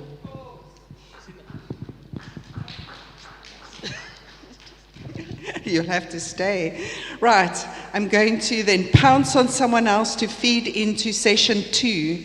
So in session 2, you were also talking about some of the stakeholders required for the progressive management pathway.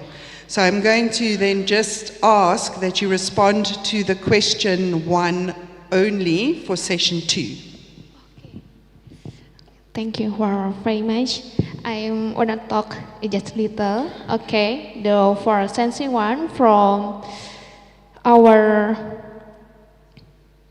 session 1, who are the key stakeholders involved. Oh, the session 2. Okay. Okay. Soalnya nggak usah ya. Ada soalnya nggak? Ini ada. Okay. Who would be the key stakeholders involved in developing a PMP seaweed task force or equivalent in Indonesia? The answer for question 1 is ARLI, Asosiasi Rumput Laut Indonesia, ASPERLI, and the 3 Australia, the 4 Integrated Coastal Management, and the 5 Ministry Marine Fisheries Affairs. And the Q2, what to be lead agency responsible, is the lead agency for coordinating Ministry for Food Affairs, and then the two Ministry Marine Affairs and Fisheries, and then local government, breeders, agriculture, quarantiner, domestic, international, and then collaboration, university, researcher, and private section, or Ministry Marine Affairs and Fisheries to farmer, directly to farmer. What will to be the main activity of the task force? Once identify the white seaweed species, and then the 2 introduction or training about seed to farmer, and then the 3 identify white site protection area, and then the 4 to know human activity, tourism, fishing, or another activity, and then the 5 water quality monitoring, the 6 implementation calendar planting for seaweed, and the 7 enable access to funding and insurance long term, and for the last knowledge transfer from government atau from lecturer atau research to farmer about seaweed. Okay, thank you for. Right. I would like to ask the other groups for question number 3 in session 2. Is there anything you added differently from what this wonderful group has just presented? So anything different, not the same, but different. Question number 3. Activities, we got mapping, and then real-time monitoring and reporting, and then quick response and handling, then database management, R&D including identification and treatment, and then development of distribution models, and then supply management, and then spatial planning. That's all right, so that's quite an extra list that wasn't added onto all of the others. Thank you, that was excellent. I'm going to pounce on you again, sorry. For the last question 3, anything different from what has just presented by 2 groups? Like different, very different. Okay. The main activities of the task force will be, the first one, we need to identify the key problems. Here we set up 7 criteria. The first one will be the resources. The second one is quality and technology, also management. And the third will be social and human resources. And the fourth will be economy. And then the next will be stakeholder, government, and also monitoring, habitat monitoring. After that, we need also set up the goals, and then we make solution of the problems, and we make action plans. At the end, we need to disseminate and distribute the information, and we have a 2 answer will be agree or not agree. If we agree, we can make a second action plan, and then it's the stakeholder has to make action, and we need to make evaluation every 5 years. And the challenge of the implementation will be budget and also political parties. Thank you. Thank you. That was quite process-driven, and others had key tasks for it. I'm now going to ask you to have the final word. In sum, if you think that everything that's been presented by all of these groups, anything that's really missing that you think we should consider for these sessions, so looking at stakeholders, any stakeholders not mentioned, if we look at what the activities are there any different activities? So you're going to have the final word. I think those presenters are doing great. They give you some solution to these activities, and of course now we need to form the organization, and then minister and the private sector can sit down together how we can bring this to the national activity, something like that. Yeah. So I'm just giving a simple answer because this is only the brainstorming. This is the brainstorming. So it's where to from here? Yeah, we need to make it concrete to the government. Make it concrete, right? But that then feeds us into how I'm going to wrap up. Well done. Thank you. A round of applause to all of our presenters. If I can say you're welcome to leave the stage. Thank you so much for being brave, for standing up here with your pieces of paper. For those that I haven't scanned in, please just keep them aside so that I can take copies of them, photographs. Thank you, because it comes together. So this is now, I think, if there is anything from the floor, I would like to give an opportunity for those in the audience. Is there anything you would like to say in terms of the biosecurity, the presentations, what the presenters have just given? Would you have any comments? Anyone have comments? Or are you all ready to go home? Hey? Any comments? You're welcome if you have a comment.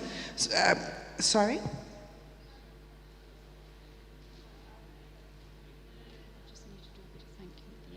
Yeah, I'm getting to that. That's why I'm just putting it. Yeah. Right. No, I'm not saying everyone leave yet. Any comments from the floor? There's procedures that need to be done. Any comments? Yeah, may I introduce myself? I'm Husna from National Research and Innovation Agency. Actually, I haven't worked with the seaweed, but in common, I talk about the management. So if we talk about biosecurity, it means we have a criteria to see whether the implementation of the activity that we will do it. You know, you have a certain criteria whether it, if you already implement the activity, and then you say that, okay, good, so we already implement the management of the seaweed, so about 20% the disease is reduced. So how you set up the criteria and set up the percentage of the successful of implementing the biosecurity? From this morning, I haven't heard about that. So the goal is the outcome. Whether this biosecurity implementation, implementation of biosecurity management is already successful or not, do you have a criteria on it? You know, like FAO already mentioned about the capture fisheries. We already mentioned about ecosystem approach for fisheries management. It means that the production of seaweed, not only from the resource itself and the technology itself, but many things influence, especially Indonesia. You know, the political party, you know, all the decision of the ministry depend on the political party. Have you mentioned about them? What is the criteria? Because they set up whether you get the budget or not. So in this case, we have to learn from AFO that they already give about ecosystem approach for aquaculture and ecosystem approach for capture fisheries. Why don't we set up ecosystem approach for seaweed cultivation, not aquaculture, but cultivation? Have you set up on it? But because you mentioned only all the producing, the process of production, but you don't include the technology, the stakeholder. What is the root problem of the seaweed? This I asked in this morning with the business woman. Where is Bu Maria? Already gone? Already gone. You see? And then I asked, what is the root problem of the seaweed? Do you know what is the problem? You have to look it holistically, not only from the seaweed production process. You know, like we already done in capture fisheries, like with the AFM, ecosystem approach for fisheries mission. Okay, from 7 components, and then we develop into each component with the indicator. And then we mention which indicator that really problem, and that one will be evaluated by the fish farmer, by seaweed farmer, and then by the station maker. So it means it's a really holistic, the decision, not only coming from scientific point of view, but we also involve them, the seaweed farmer. So I think next time, I really want to know that, because I'm from inland fisheries management, and why I attend this, because I haven't worked with the seaweed, because I want to look the way you set up the approach that I can apply for the riparian vegetation, aquatic vegetation in river, in the lake. That's the point I come to here. I think this is from my point of view. Thank you. Thank you so much for your comment. I think it is really, really important to learn in terms of the process, and that not everyone here is already within a seaweed sector, and that hopefully some of the learning happened in the groups, and there is a lot more to go. So we're slowly running out of time. Just to very, very quickly respond to that, or to pick up on that, I think you raise a really interesting point. And one thing I would say is that however we do it, it has to be a holistic approach. So everybody has to be involved. All the ecosystems have to be involved. I think this is the sort of thing you're getting at, as I understand it. So I think it's really important to remember, we're not working in isolation, and that we do really have to think about how that process is implemented. But so thank you very much for your comment. I'll just have that. Yeah. Perfect. Wonderful. Thanks for the summary and the response. So I think this is a good opportunity to start closing the session. First of all, for those of you who are still happily sitting here, give yourselves a round of applause. Well done. It's been a lot of thinking, a lot of learning, and so I really would like to thank you for engaging firstly. I also would like to thank the organizers and the team that has been running around in the background, helping us, problem solve with us, make sure that you are comfortable. And I know not all of them in the room, and I'm not going to mention them all by name, but I'm hoping those outside can hear me, and those that are in here, thank you so much. I also would like to thank our facilitators and co-facilitators in each group for keeping the conversation going. Hopefully, I will be getting the lovely notes so that we can interpret it. So one of the things that also we emphasize at each one of these workshops, there will be a workshop report generated. This will be added, this day, will be added to the workshop report that is going to come from the further days we're going to have in Lombok into a holistic report. All of you are contributors and acknowledged as co-authors with the knowledge that you're contributing in the report. A draft report will be shared with all of you to have a look at before it is made public. And this will be managed ably by Prof. Liz, who will then share that report with you, who generates it, who will take your comments and incorporate as much as possible from these workshops before it is then distributed more widely. So please look out for that. It will only happen next year because we still need to go to Lombok and carry on, and then we also still have our other write-ups to do, so it will be in the new year that the first draft will be shared with everyone. So feel that your knowledge has been really important and it's acknowledged, and as I say, you are all authors on the publication. So that is the way to from here. And then also what has already been mentioned, but I think important to reiterate, to mention again, is that this is not the end. You know, sometimes you finish a workshop and you walk out and there's a report and that's it. You are very far advanced on your biosecurity journey. You are very far advanced in your seaweed industry and practice. However, as you continue going on this journey, as was mentioned earlier, this project is still going to early 2028.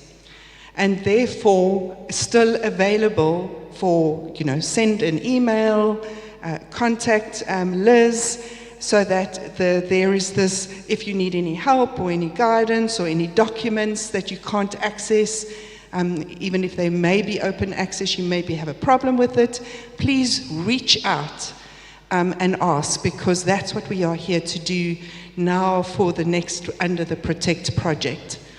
So collaboration, working together and guiding along the way both ways, because we're all learning and also can take that learning within the region more widely. So please don't be afraid. Don't think we're just disappearing. We're still here. So do reach out. All of the information and details in that can be shared. But particularly your central contact point is Liz for the PMP.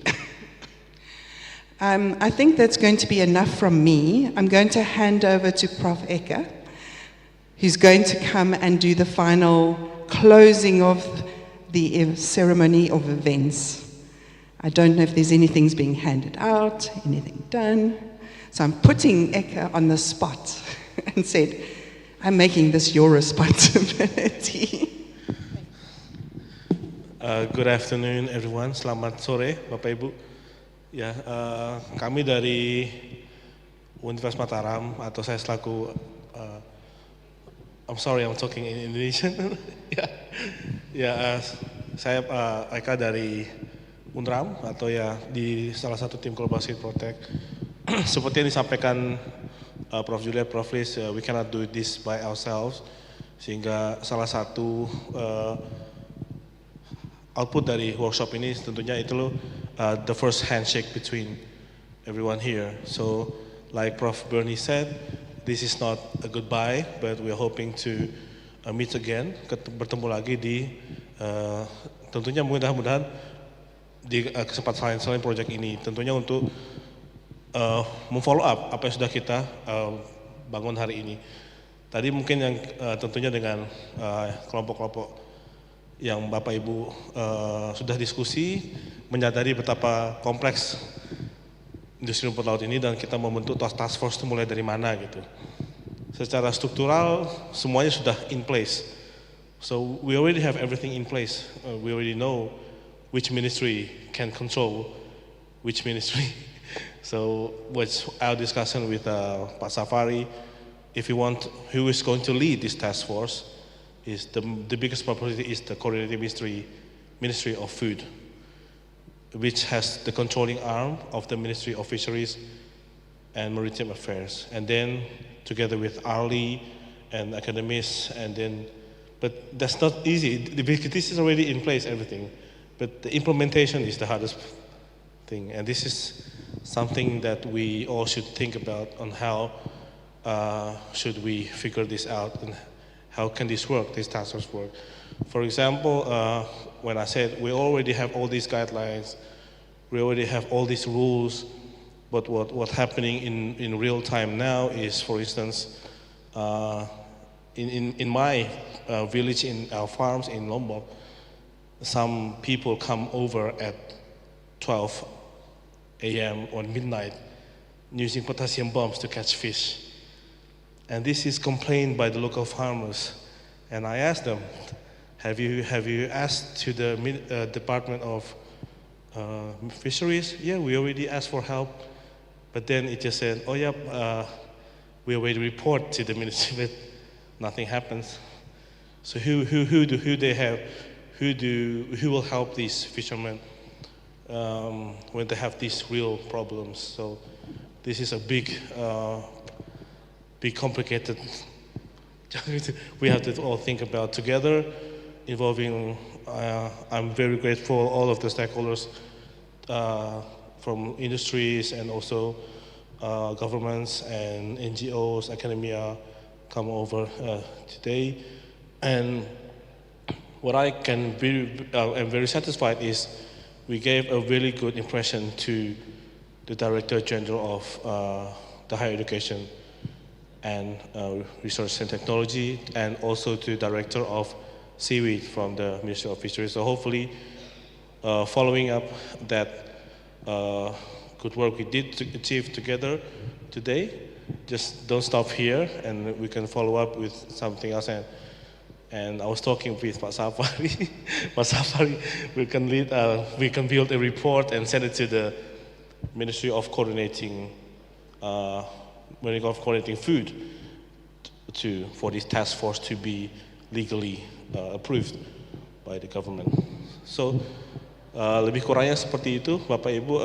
Mudah-mudahan kami masih bisa mengorganize workshop seperti ini lagi, atau mungkin Bapak Ibu jika berkenan mengundang kami kalau mengadakan workshop seperti ini lagi dan melibatkan ya Bapak Ibu semua yang ada di sini. Hari ini bukan pertemuan akhir, jadi saya masih berharap bisa berkomunikasi, baik itu secara online atau bisa bertemu langsung. No final words. So I just want to say thank you very much for everyone today. Let's give a big round of applause. Oh, you want? Just a very big thank you, Eka. Thank you to everybody. And it's a real pleasure to have been here today. And thank you very much for sharing such an amazing amount of knowledge and for all the hospitality. And I really sincerely hope that we will be back very soon. I know we will be back next year, all being well. So thank you all very much. Thank you, Eka and the team. Thank you. Lastly, probably thank you for the technical team yang bekerja di belakang layar. Terima kasih. Ada tim dikti, tim undangan juga yang mungkin belum tidur kemarin. Ya, lebih kurangnya terima kasih Bapak Ibu, silakan menikmati hidangan yang ada. Wassalamualaikum warahmatullahi wabarakatuh. So, anyone up for photo sessions? More photo sessions.